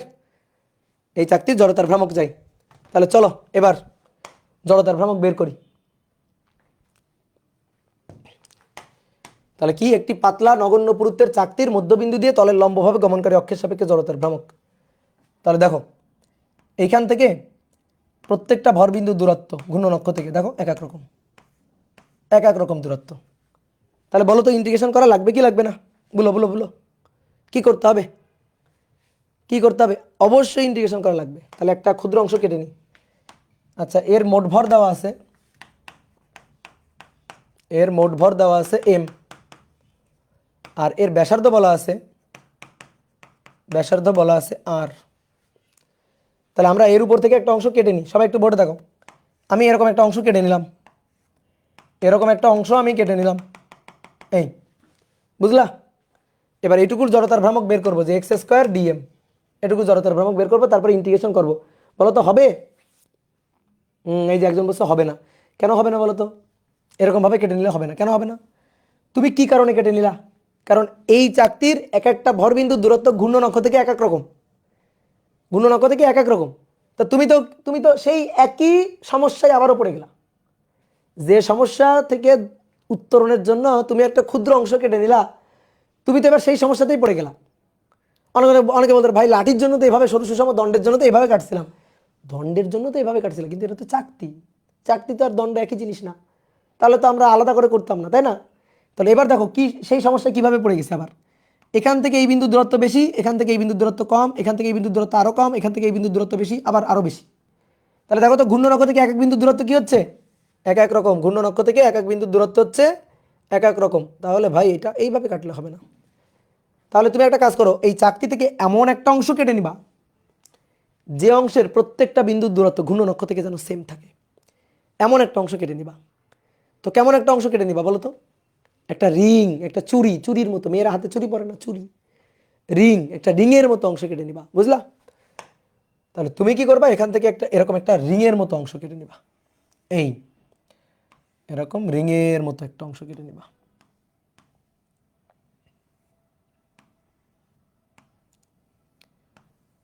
খুবই পাতলা পুরুত্বের একটা রিং, খুবই পাতলা পুরুত্বের একটা রিংয়ের মতো অংশ কেটে নিবা। এই যে এই রিংয়ের যে ব্যাস, সরি ব্যাস বলতেছি, পুরুত্ব, এই পুরুত্বটা খুবই নগণ্য পুরুত্ব, দ্যাট ইজ ডিএক্স, খুবই নগণ্য পুরুত্ব এটা, that is dx.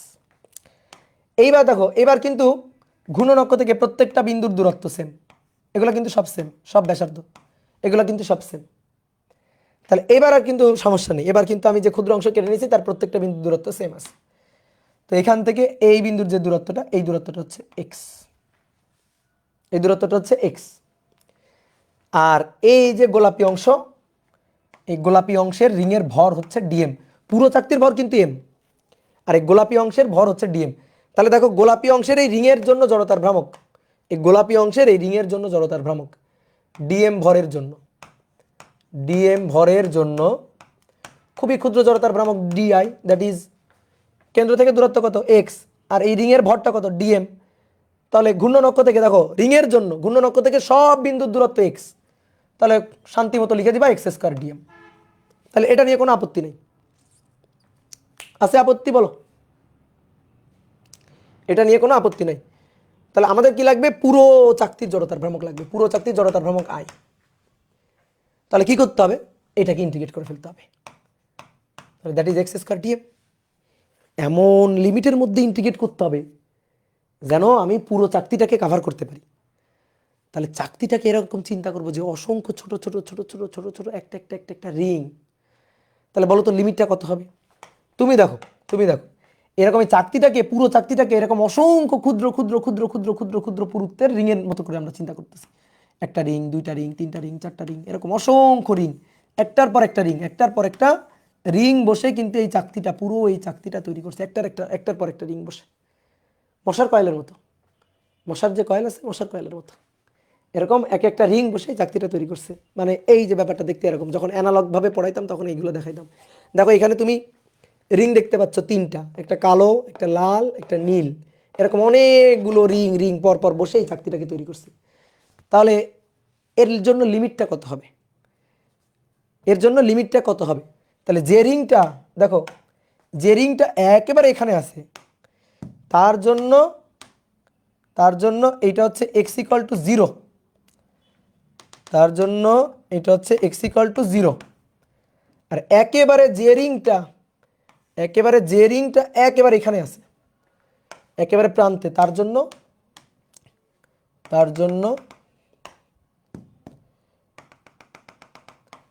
X equal to আর, তার জন্য এক্স ইকুয়াল টু আর। তাহলে এই লিমিটের মধ্যে পুরোটা পাওয়া যাবে। তাহলে জিরো টু আর, সেই মুসিবতে আবার পড়ে গেলাম, ভরের সাপেক্ষে integration zero two R x এর লিমিট, তাহলে কেমন হবে? তাহলে ডিএমকে মারতে হবে আবার ধরে কিছুক্ষণ, যেন সে ডিএক্স দেয়। তো কিভাবে দিবে? ঐকিক নিয়ম করে। বলো তো কিভাবে ঐকিক নিয়ম করব? কিভাবে ঐকিক নিয়ম করব বলো? কি ঐকিক নিয়ম করে আমরা হিসাব নিকাশ করব? দেখো পুরো যে চাকতি, এবার কিন্তু চাকতির ক্ষেত্রফল আছে, চাকতির কিন্তু দৈর্ঘ্য নেই। আগে সরু সুষম দণ্ডের দৈর্ঘ্য ছিল, দৈর্ঘ্য দিয়ে হিসাব করছিলাম যে এত দৈর্ঘ্যের ভর এত, এত দৈর্ঘ্যের ভর কত, এভাবে হিসাব করছিলাম। এবার কিন্তু চাকতি, চাকতির কিন্তু এরিয়া, ক্ষেত্রফল। অনেকে বলতে পারে ভাই এর আয়তন নেই, না আয়তন নেই, কারণ এটা পাতলা বা নগণ্য পুরুত্বের। যদি পুরুত্ব থাকে সে আর চাকতি হবে না, সে হয়ে যাবে সিলিন্ডার। তাহলে এর এরিয়া দিয়ে হিসাব করতে হবে, সারফেস ক্ষেত্রফল দিয়ে হিসাব করতে হবে। তাহলে পুরো চাকতির যে সারফেস বা ক্ষেত্রফল, that is pi R square. তাহলে পাই আর স্কোয়ার ক্ষেত্রের ভর, ঐকিক নিয়ম, ক্ষেত্রের ভর এটা হচ্ছে এম। তাহলে অতএব একক ক্ষেত্রের ভর, একক ক্ষেত্রের ভর এটা হচ্ছে M divided by pi R square. এইবার আসো বলো তো এইটুকুর ক্ষেত্রের ভর কত? এই রিং অংশের ভর কত? খুবই সহজ, রিং অংশের ক্ষেত্রফল কত? রিং অংশের ক্ষেত্রফল হচ্ছে পাই এক্স স্কোয়ার। খুবই সহজ, দেখো এর ব্যাসার্ধ কত? এক্স, তাহলে পাই এক্স স্কোয়ার। বলো বলো হবে? পাই এক্স স্কোয়ার হবে? ভাই পাই এক্স স্কোয়ার দিলে তো রিং হবে না, পাই এক্স স্কোয়ার দিলে তো এটা নিরেট চাকতির মতো হবে।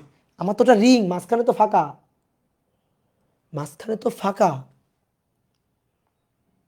তাই না? মাঝখানে কি ফাঁকা, তাহলে পাই এক্স স্কোয়ার নিলে হবে না, এটা তো বৃত্ত হয়ে গেল, এটা তো রিং। তাহলে কি হবে? একটা কাজ করি, দেখো বুদ্ধি চালাকি, এই রিংটাকে এখান থেকে উঠাই নিয়ে আসি, এভাবে উঠাই নিয়ে আসি, এই রিংটাকে উঠাই নিয়ে আসি, এই রিংটাকে উঠাই নিয়ে আসলাম, উঠাই নিয়ে এসে মাঝখান দিয়ে কেটে ফেললাম, কেটে ফেললে রিংয়ের দুইটা প্রান্ত ধরে এভাবে টান দিয়ে সোজা করে ফেলি, টান দিয়ে সোজা করে ফেলি।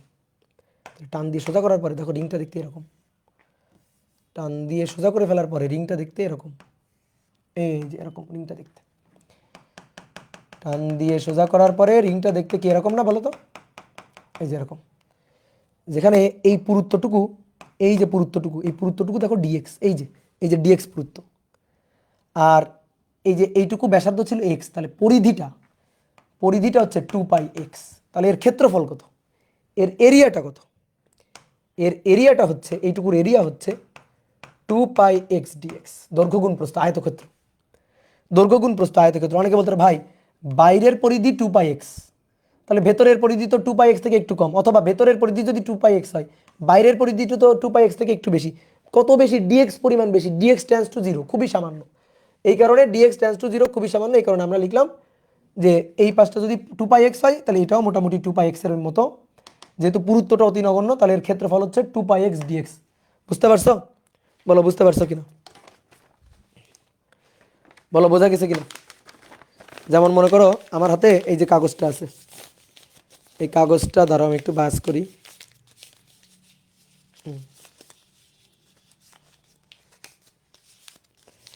এই যে এইটা আগে এরকম রিংয়ের মতো ছিল,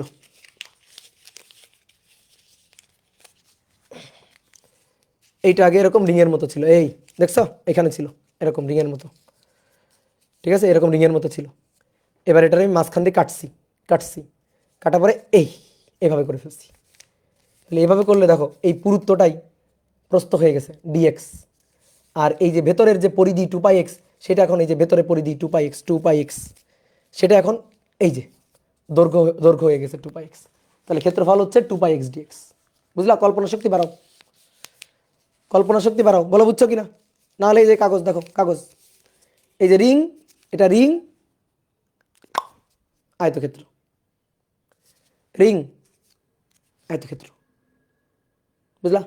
ওকে, তাহলে এবার ঐকিক নিয়ম, অতএব 2πx dx এই ক্ষেত্রের ভর, ঐকিক নিয়ম, পাই আর স্কোয়ার পুরো এরিয়া, পাই আর স্কোয়ারের ভর এম, একক ক্ষেত্রের ভর M by pi R square, 2πx dx ক্ষেত্রের ভর কত?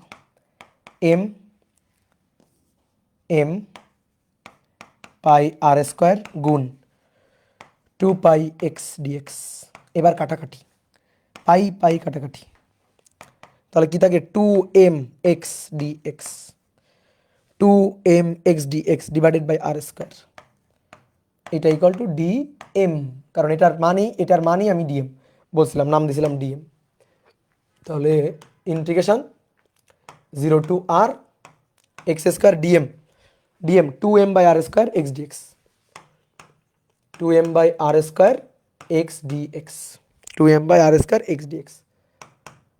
2m গেল বাইরে, আর ব্যাসার্ধ ঘুরতে ঘুরতে কি এর ব্যাসার্ধ কমবে বাড়বে? না, ব্যাসার্ধ কনস্ট্যান্ট, সে গেল বাইরে।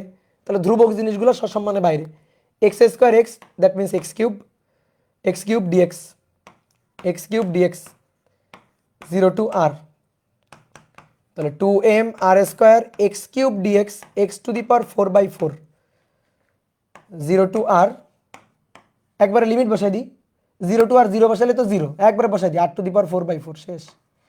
8 টু দি পাওয়ার 4/4, বড় হয়েছে না? আর কতদিন সম্পূর্ণ লাইন লিখবা? 2/4, 1/2 এম 8 টু দি পাওয়ার 4/আর স্কোয়ার, তাহলে আর স্কোয়ার, তাহলে চাকতির জড়তার ভ্রামক হচ্ছে 1/2 এম আর স্কোয়ার, চাকতির জড়তার ভ্রামক 1/2 এম আর স্কোয়ার। ভাইয়া এখন থেকে এসিএস এর ক্লাস শুরু করলে বই শেষ করা যাবে? বই শেষ করে আরও থাকবে, তোমার ক্লাস করে যাইতে হবে খালি, বই শেষ করে আরও থাকবে, ক্লাস করে যাও খালি। তাহলে কত সহজে চাকতির জড়তার ভ্রামক বের করে ফেলছি, বুঝলা? তাহলে এবার আসো 4 নম্বর, 4 একটা রিংয়ের জড়তার ভ্রামক বের করব। 4 একটা সরু রিংয়ের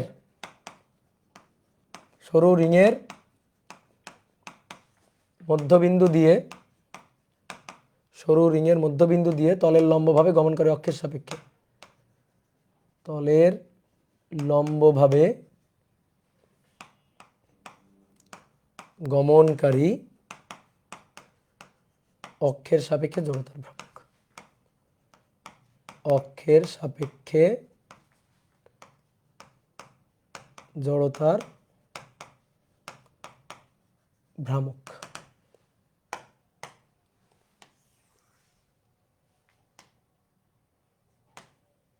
ওকে, তাহলে চলো শুরু করি। একটা সরু রিং, তার মধ্যবিন্দু দিয়ে, রিং মাঝখানে ফাঁকা, মাঝখানে ফাঁকা একটা সরু রিং,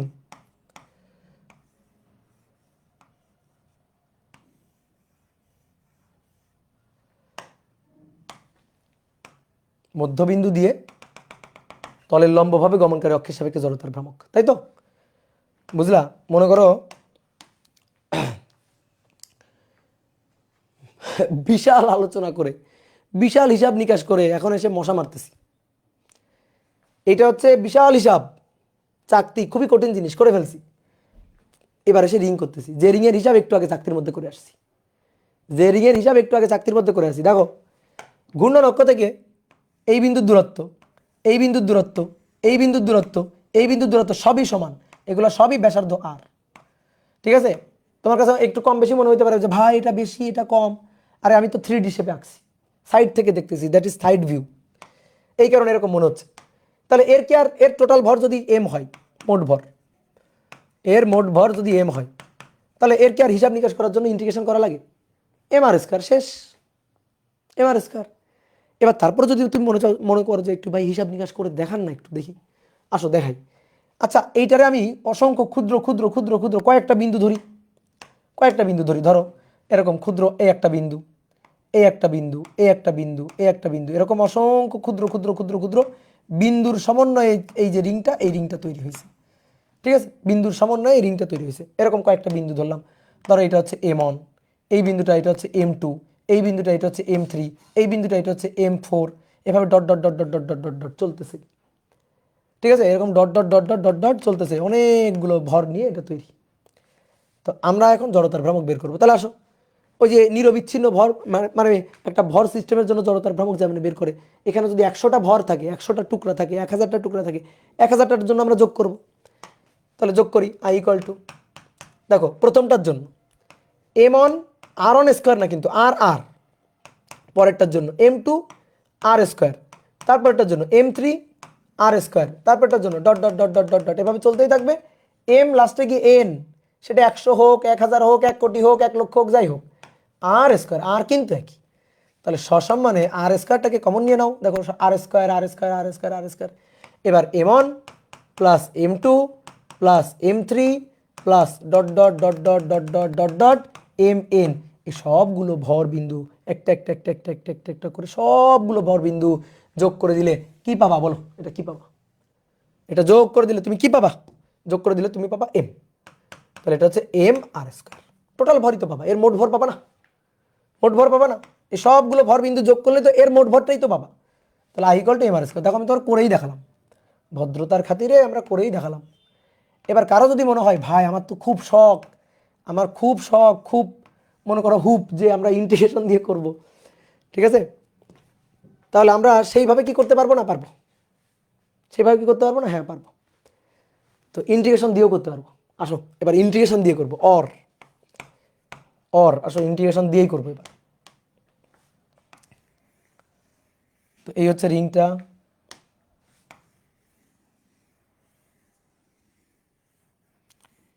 ইন্টিগ্রেশন দিয়ে হিসাব করবো। আসো দেখি কি হয়েছে, ইন্টিগ্রেশন দিয়ে হবে না কেন?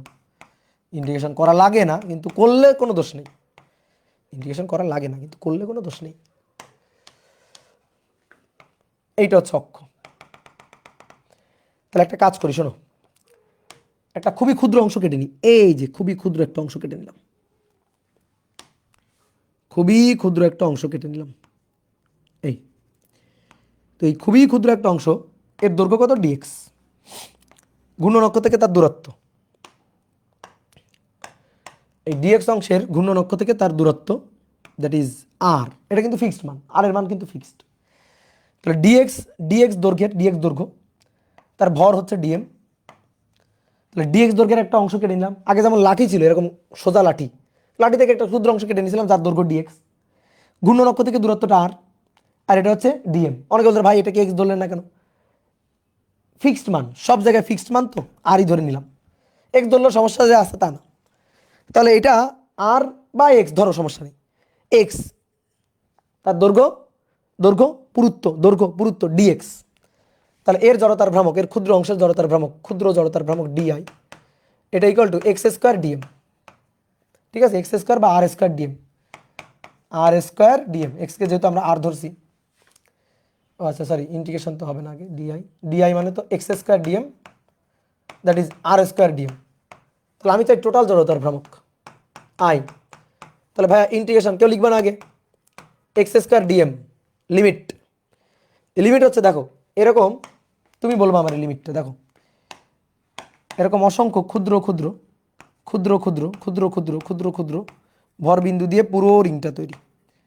তাহলে তুমি আমার লিমিট বলো, কোত্থেকে শুরু হয়ে কত দৈর্ঘ্যের মধ্যে পুরো লিমিটটা পাওয়া যাবে। এখান থেকে ধরো শুরু, শুরু মানে জিরো জিরো জিরো দৈর্ঘ্য, এইভাবে ঘুরতে ঘুরতে ঘুরতে ঘুরতে ঘুরতে ঘুরতে আবার এখানে আসবে। তাহলে কত হবে, 2πr হবে, বুঝলা কিনা? জিরো টু আর না, জিরো টু আর না, একজন বলছে জিরো টু আর, না না জিরো টু আর না, জিরো টু আর হলে তো এই, বলো এখানে রিং আছে নাকি, কই রিং আছে, বলো এখানে কই রিং আছে? দৈর্ঘ্যের লিমিট, দৈর্ঘ্যের লিমিট জিরো থেকে, এখান থেকে শুরু, এক্স ইকাল টু শুরু, এই একটা এই একটা এই একটা, সবার দূরত্ব তো কেন্দ্র থেকে আর। তাহলে ডিএক্স এর লিমিট হচ্ছে দৈর্ঘ্য শুরু হচ্ছে এক্স ইকাল টু জিরো, কেবল শুরু এখান থেকে, এরকম কতগুলা পুরো ঘুরে আসবা, যাতে তুমি পুরো ভরটা পেয়ে যাও, সম্পূর্ণ ভর পেয়ে যাও, সম্পূর্ণ ভর। তাহলে ভাই জিরো থেকে 2πr, that is the limit. ঠিক আছে, that is the limit, zero থেকে 2πr, এই যে জিরো থেকে 2πr। ঠিক আছে, এবার ডিএম কে সরাইতে হবে। তাহলে পুরো পুরো যে রিংটা, সেই রিংয়ের পরিধি হচ্ছে 2πr, পুরো রিংয়ের দৈর্ঘ্য। ঠিক আছে, পুরো রিংয়ের দৈর্ঘ্য 2πr। তাহলে 2πr দৈর্ঘ্যের ভর এম, অতএব একক দৈর্ঘ্যের ভর এম ডিভাইডেড বাই 2πr। অতএব অতএব ডিএক্স দৈর্ঘ্যের ভর, ডিএক্স দৈর্ঘ্যের ভর, ডিএক্স দৈর্ঘ্যের ভর কই যে লিখবো, ডিএক্স দৈর্ঘ্যের ভর এখানে লিখি, M divided by 2πr into dx, that is dm. এটাই আমাদের ডিএম, কাঙ্ক্ষিত ডিএম। বলো বুঝলা কিনা? এটা আমাদের কাঙ্ক্ষিত ডিএম, বলো বুঝলা কিনা?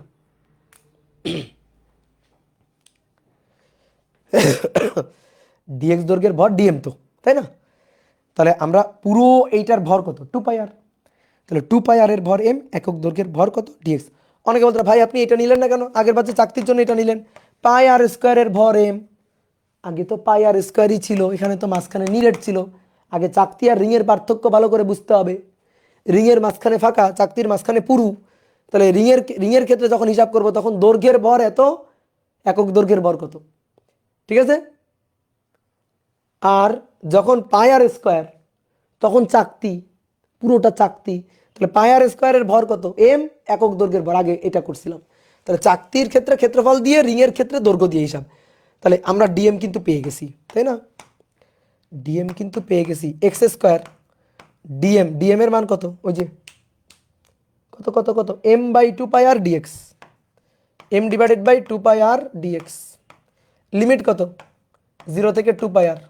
দেখো এবার বোর্ডে দেখো, এম সসম্মানে বাইরে, 2πr সসম্মানে বাইরে, 2πr কনস্ট্যান্টগুলো সবাই বাইরে, আর কনস্ট্যান্ট তাই বাইরে চলে আসলো, আর কনস্ট্যান্ট তাই বাইরে চলে আসলো। ঠিক আছে, এই যে এক্স মানে কিন্তু এক্স স্কোয়ার মানে আর স্কোয়ার, কিন্তু দেখো এক্স স্কোয়ার দিয়ে লিখছি কিন্তু এক্স স্কোয়ার, তো এক্স স্কোয়ার মানে আর স্কোয়ার।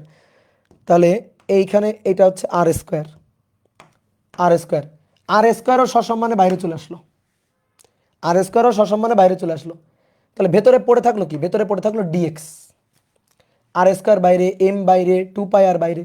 বলো ইন্টিগ্রেশন অফ ডিএক্স কত, এক্স, আশা করি জানো সবাই। কেন ইন্টিগ্রেশন অফ ডিএক্স এক্স, কারণ এখানে কিছু নেই মানে এক আছে, আর এক মানে X to the power zero, তাহলে X to the power zero plus one divided by zero plus one, মনে করাই দিলাম এক্স। তাহলে integration of DX that means X. তাহলে লিমিট জিরো থেকে 2πr, জিরো থেকে 2πr লিমিট। তাহলে দেখো এম আর স্কোয়ার, কাটাকাটি আগে করিও না, 2πr, ডিএক্সকে ইন্টিগ্রেট করলে এক্স, ডিএক্সকে ইন্টিগ্রেট করলে এক্স, আর এক্স এর লিমিট একবার 2πr জিরো, তাহলে এক্স যার লিমিট জিরো থেকে 2πr। তাহলে জিরো বসানোর দরকার নেই, 2πr বসাই দাও, জিরো বসানোর কোনো দরকার নেই, কত বসাই দিবা, 2πr, 2πr 2πr কাটাকাটি। তাহলে পড়ে থাকলো M R square, M R square. ঠিক আছে, ওকে, এম আর স্কোয়ার। তাহলে কত পাইলাম, এম আর স্কোয়ার।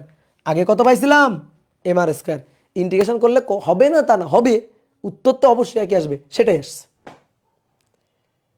ঠিক আছে, লিমিটটা আবার প্লিজ, লিমিটটা তুমি আমার বলো তো কোন দৈর্ঘ্যের মধ্যে পুরো রিংটা পাওয়া যাবে, কোন দৈর্ঘ্যের মধ্যে, কত দৈর্ঘ্যের মধ্যে পুরো রিংটা পাওয়া যাবে বলো, কত দৈর্ঘ্যের মধ্যে পুরো রিংটা পাওয়া যাবে? এক্স ইকুয়াল টু 0 থেকে শুরু করে, এখান থেকে শুরু করে এইটুকু এইটুকু এইটুকু এরকম করে করে করে করে করে করে করে করে কত দৈর্ঘ্যের মধ্যে পুরো রিংটা পাওয়া যাবে? 2 পাই আর। তাহলে 0 থেকে 2 পাই আর, এটাই তো লিমিট। তো লিমিট কেন বুঝবে না? তো সেই লিমিটটাই আমি ওখানে বসালাম, আর এটাই আমাদের এক্স বা এটাই আমাদের আর, তো সেটা তো কনস্ট্যান্ট। এই যে এক্স স্কোয়ার আর স্কোয়ার সসম্মানে বাইরে, এম বাইরে, 2 পাই আর বাইরে, ডিএক্সকে ইন্টিগ্রেট করলে এক্স, যার লিমিট বসাই দিলাম 2 পাই আর, 2 পাই আর মাইনাস 0 মানে 2 পাই আর, 2 পাই আর 2 পাই আর কাটাকাটি এম আর স্কোয়ার। ঠিক আছে, বুঝতে পারছো? প্রতিপাদন কি লাগে ভাই? নো, প্রতিপাদন লাগবে না, যার সূত্র মুখস্থ করবে। দাদা উলম্ব সার্কুলার মোশন আর কনিক্যাল সার্কুলার মোশন পড়াবেন না? আরে থামো, আপনারা প্র্যাকটিস শিট করলে কি আর বইয়ের ম্যাথ করার দরকার আছে? বইয়ের ম্যাথ করবা, বইয়ের ম্যাথ দেখবা সবই পারবা, বইয়ের ম্যাথে কিছু নাই। তুমি আমার লেকচার শিট পড়লে আর বই করার দরকার নেই, লেকচার শিট বারবার পড়বা, তাহলেই হবে, তাহলে সব ম্যাথ হয়ে যাবে, দুনিয়াদারির সব ম্যাথ হয়ে যাবে, দুনিয়াদারির সব ম্যাথ।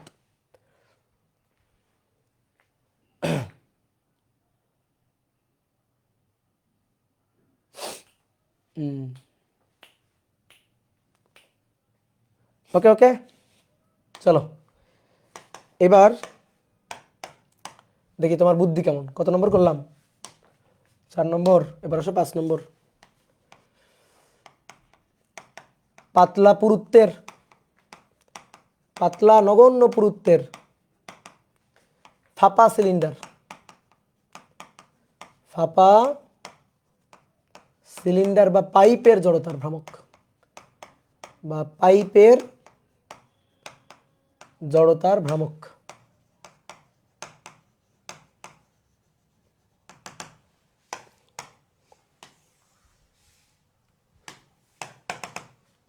একটা ফাঁপা সিলিন্ডার, পাতলা পুরুত্বের ফাঁপা সিলিন্ডার বা পাইপ, তার জড়তার ভ্রামক আমরা বের করতে চাই।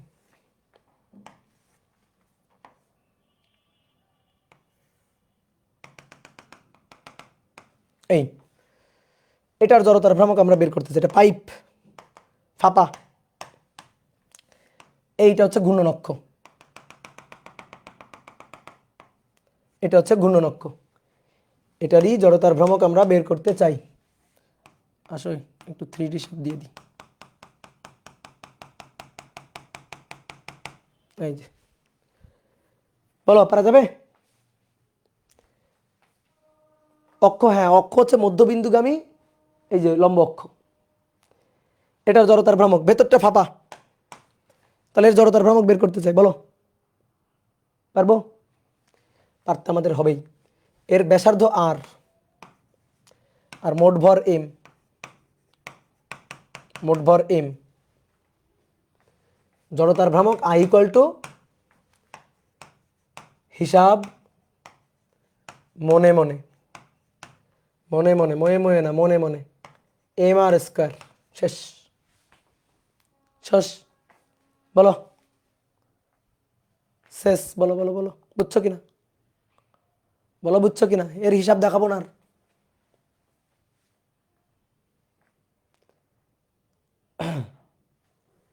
ভাই আর তো আলাদা হয় কেমনে? আর আলাদা হবে, ভালো করে পড়ো। ফাঁপা মানে বোঝো, ফাঁপা মানে বোঝো ভেতরে নেই কিছু, পাইপ, পাতলা পুরুত্বের পাইপ,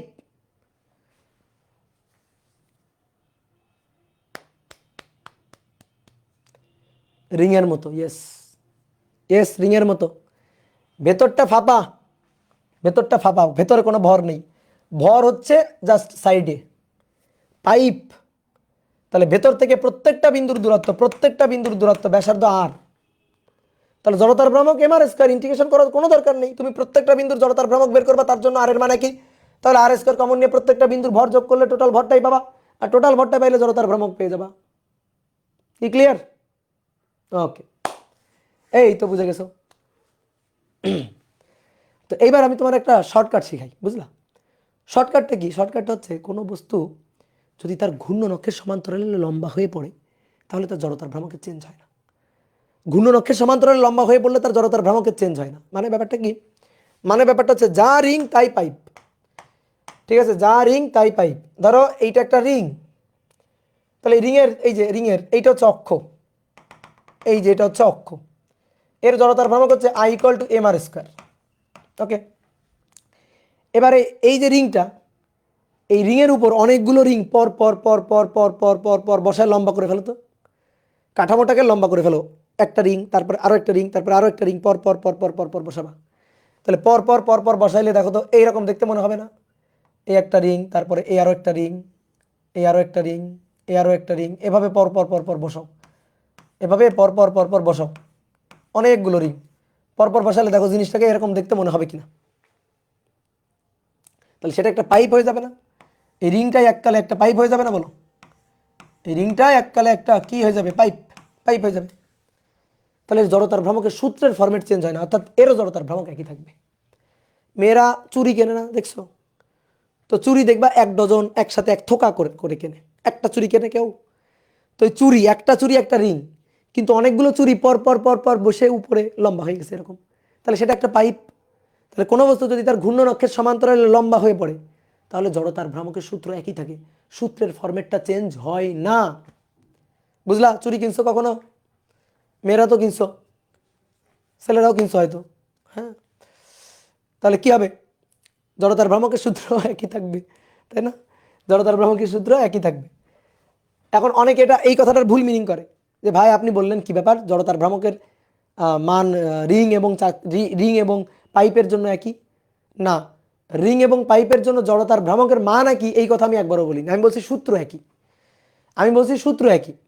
একটা রিংয়ের ভর এবং একটা পাইপ বা ফাঁপা সিলিন্ডার তার যে ভর একই হবে এটা তো আমি বলি নাই।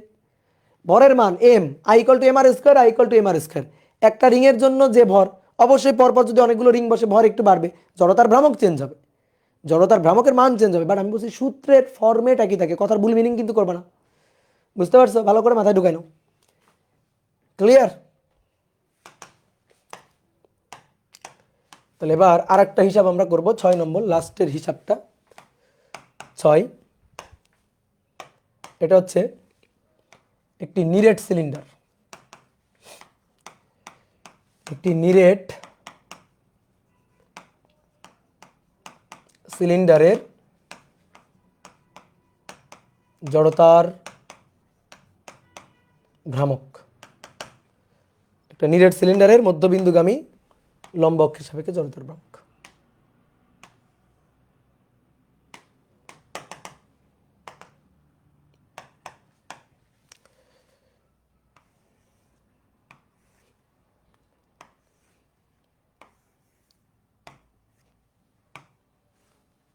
নিরেট, এই যে আটকানো, ভেতরটা নিরেট একেবারে। তো এর মোট ভর এম, আর মোট দৈর্ঘ্য এল, এর জড়তার ভ্রামক বের করতে হবে। তো বলো দেখি এর জড়তার ভ্রামক বের করতে পারবো কিনা আমরা? পারবো। এটার হিসাব দুইভাবে করা যায়, দুইভাবে করা যায়। প্রথম হচ্ছে হিসাব ছাড়া করা যায়। হিসাব ছাড়া কেমনে করা যায়? একটা চাকতি, দুইটা চাকতি, চাকতি কিন্তু চাকতি, তিনটা চাকতি, চারটা চাকতি, পাঁচটা চাকতি, চাকতি পরপর বসে নিরেট সিলিন্ডার তৈরি করে। চাকতি এভাবে পরপর বসে নিরেট সিলিন্ডার তৈরি করে কিনা বলো? এরকম পরপর পরপর পরপর অনেকগুলো চাকতি বসায় দিলে নিরেট সিলিন্ডার হয়ে যাবে, তাই না? তাহলে I ইকুয়াল টু কি হবে? একটা চাকতির জন্য কি 1/2 এম আর স্কোয়ার, একটা চাকতির জন্য। তাহলে চাকতি যদি এরকম ঘূর্ণন অক্ষের সমান্তরালে চাকতি যদি পরপর পরপর অনেকগুলো বসে যায়, অনেকগুলো বসে যায়, তাহলে সেটা একটা নিরেট সিলিন্ডার হবে। জড়তার ভ্রামকের সূত্রের ফরম্যাট চেঞ্জ হবে না, একই থাকবে 1/2 এম আর স্কোয়ার। দেখছো চালাকি? দেখছো চালাকির লেভেল? দেখছো? হ্যাঁ।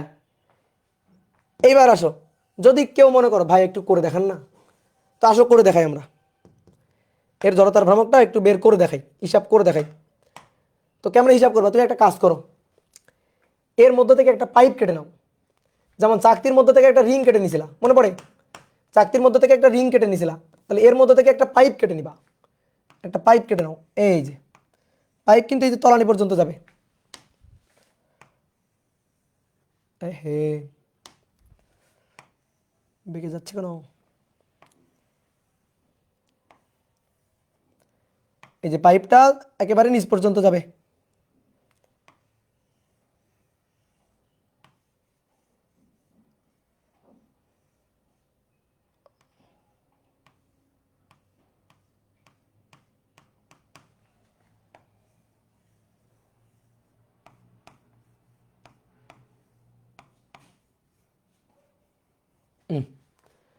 বুঝলা? এই পাইপের যে পুরুত্বটা, দ্যাট ইজ ডিএক্স। এই পাইপের যে পুরুত্ব,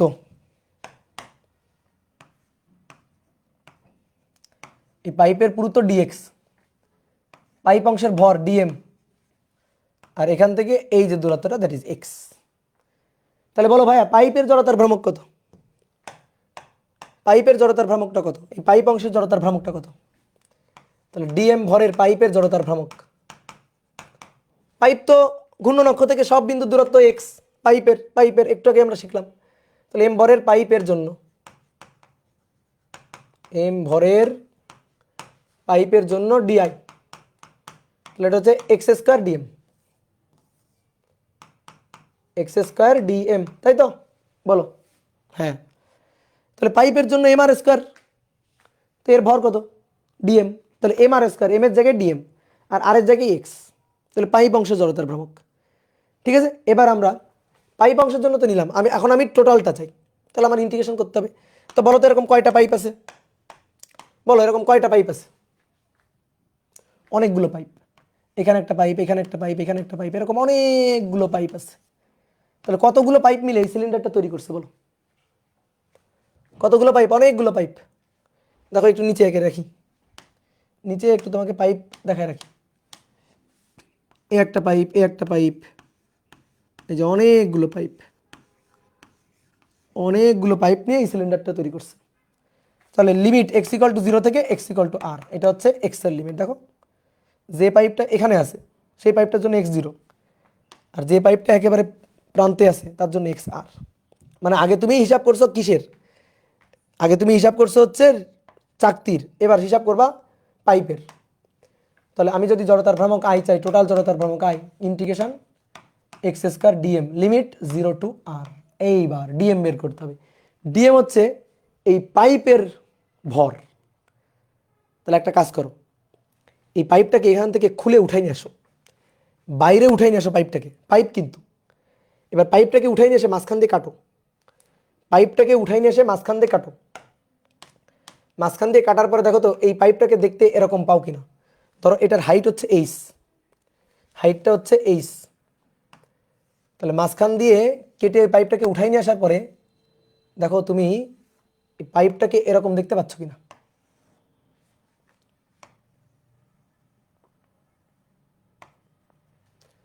দেখো এরকম দেখতে পাচ্ছ কিনা, যেখানে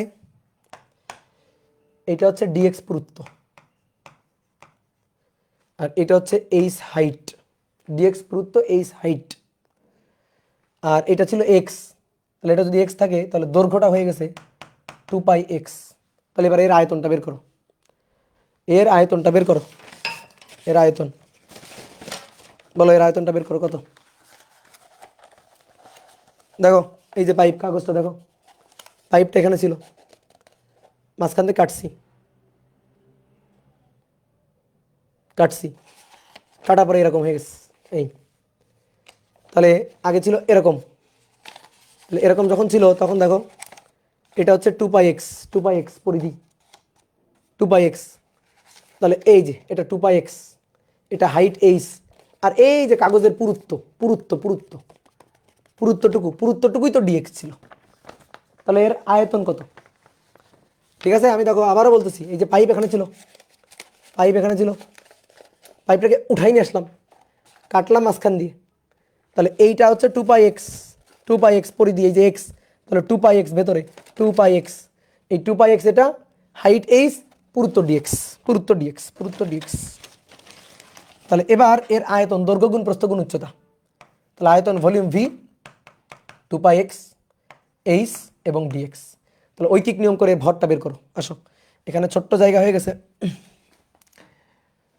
পুরো সিলিন্ডার, নিরেট সিলিন্ডার আয়তন হচ্ছে পাই R square H.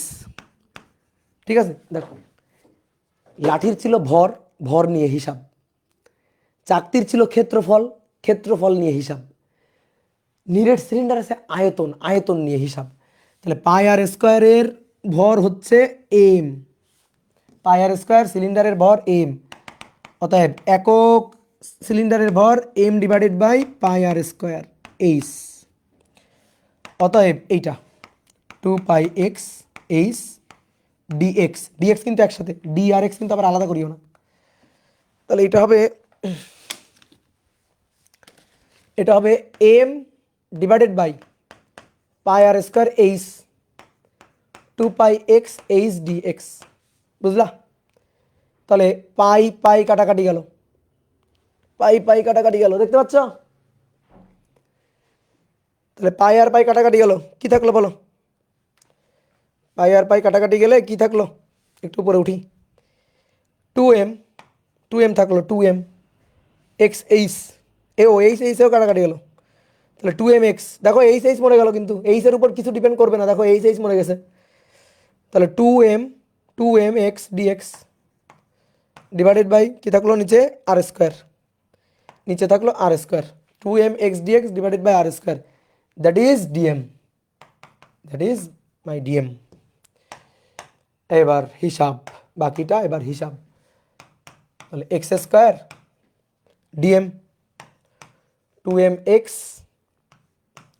R square DX, limit 0 to R, 2m X DX R square সম্মানে বাইরে যাবে 2m, সসম্মানে বাইরে যাবে R square, X X square X cube DX, আর 0 থেকে আর, তাহলে 2m by R square X to the power 4/4, that means R to the power 4/4, কাটাকাটি হয়ে যে লাউ সেই কদু থাকলো 1/2m আর স্কোয়ার।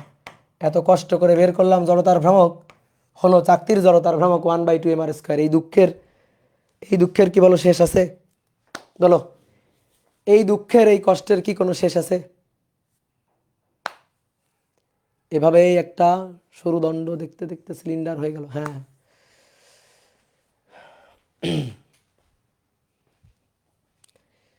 বুঝতে পারলা? এগুলো কি তুলবো ভাইয়া? তুলে রাখো, স্মৃতি হিসাবে থাকুক। এগুলা তুলবা কি না? এগুলা তুলে রাখো, স্মৃতি হিসাবে মাথায় না থাকুক, অ্যাটলিস্ট খাতায় থাকুক। এর পরবর্তীতে যখন মনে করো তুমি ঘর সংসার করবা, ঠিক আছে, তোমার বউ বাচ্চা হবে, তাদের দেখাবা এক সময় তুমি অপূর্ব ভাইয়ের কাছে এইগুলা পড়ছিলা, শিখছিলা, তখন দেখাইতে হবে না? তো স্মৃতি হিসাবে রেখে দাও, স্মৃতি হিসাবে রেখে দাও। এবার আসো কাজের কথায় আসি, আমার লাগবে কি আসলে? আমি তোমারে অলরেডি 6টা ডেরিভেশন তোমার শিখাই ফেলছি, আমার লাগবে জাস্ট ওই বক্সটুকু, ডেরিভেশন প্রসেসটা লাগবে না। কিন্তু আমি যদি তোমারে বলতাম আসো আমরা সূত্র মুখস্থ করে ফেলি, তাহলে কিন্তু তুমি মজা পাইতা না, তুমি কিন্তু আমার মারতা ধরে, বুঝলা? বলতা হ্যাঁ সূত্র পড়াচ্ছে খালি। তো এই কারণে আমি তোমার ডেরিভেশন দেখালাম, এটা জীবনে একবার দেখবা, জীবনে একবার, এরপর আর ডেরিভেশন হয়তো দেখবা না, কাজেও লাগবে না, কিন্তু সূত্রগুলো মুখস্থ করে ফেলবা, কিন্তু সূত্রগুলো একেবারে টানা মুখস্থ করে ফেলবা। আমার লাগবে সূত্র, আমার ম্যাথ করতে গিয়ে লাগবে সূত্র। একটা নিরেট সিলিন্ডারের জড়তার ভ্রামক 1/2m আর স্কোয়ার লাগবে সূত্র, একটা চাকতির জড়তার ভ্রামক 1/2m square M R square, আমাদের সূত্রটা লাগবে। কি ক্লিয়ার?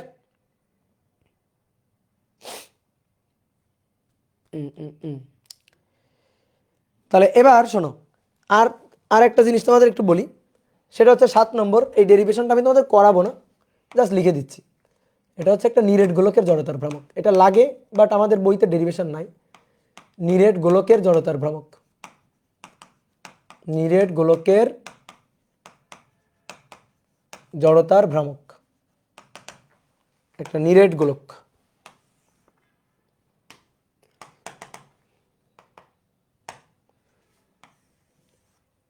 নিরেট কিন্তু একেবারে ভেতরে ভর ঠাসা।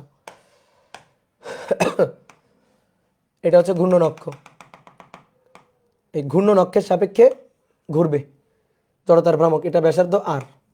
তাহলে এর জড়তার ভ্রামক হচ্ছে I = 2/5m আর স্কোয়ার। তো গোলকের ডেরিভেশনটা করা বেশ একটু ঝামেলাময় কাজ, হ্যাঁ, কিন্তু করলে এই সূত্রটা পাওয়া যাবে। তো এই সূত্রটা মুখস্থ রাখবা, ডেরিভেশনটা করার দরকার নেই। তারপরও তোমাদের আত্মিক শান্তির জন্য আমি একটু ডেরিভেশনটা তোমাদের একটু দেখাই দিই। এটা হচ্ছে আমার বইয়ে ডেরিভেশনটা আছে, এটা আমিও অফলাইন স্টুডেন্টদের করাইনি, হ্যাঁ, ওদেরকে বলছি জাস্ট সূত্রটা মুখস্থ রাখবা, ডেরিভেশনটা দেওয়ার দরকার নেই। এটা একটু কঠিন, প্রসেসটা একটু কঠিন। আমি তোমাদের এখানে ক্যামেরায় দিচ্ছি, তো তোমরা একটু স্ক্রিনশট দিয়ে রাখো, ঠিক আছে? কেউ যদি করতে চাও আর কি, ডেরিভেশনটা কেউ যদি করতে চাও, কারো যদি খুব বেশি পিনিক থাকে আর কি, তাহলে এটা দেখবা। এই যে দেখো, দেখা যাচ্ছে?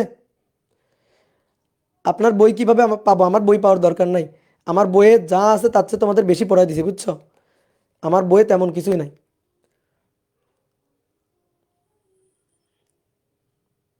ওকে, ওকে, এবার আরেকটু আছে এই পাশে হিসাব, এইটুকু একটু দেখো। এই যে হিসাব করে লাস্টে ওই যে 2/5 এমআর স্কোয়ার, লাস্টে পাওয়া গেল 2/5 এমআর স্কোয়ার, ঠিক আছে?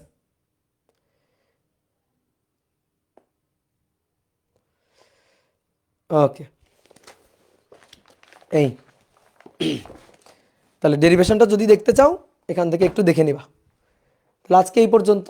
হ্যাঁ, তোমাদের দুইটা পড়া দিই, দেখি তোমরা নিজেরা পড়বা। একটা জিনিস পড়বা হচ্ছে হোমওয়ার্ক, সেটা হচ্ছে তোমরা নিজেরা পড়বা, বই ঘাটাঘাটি করে বা গুগল ঘাটাঘাটি করে পড়বা। একটা হচ্ছে লম্ব অক্ষ উপপাদ্য, লম্ব অক্ষ উপপাদ্য,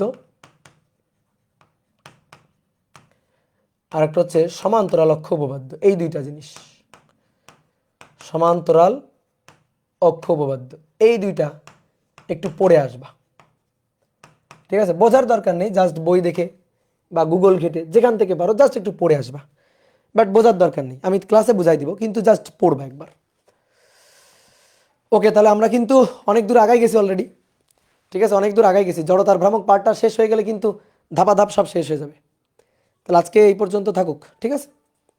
সবাইকে শুভেচ্ছা, গুড নাইট, টাটা।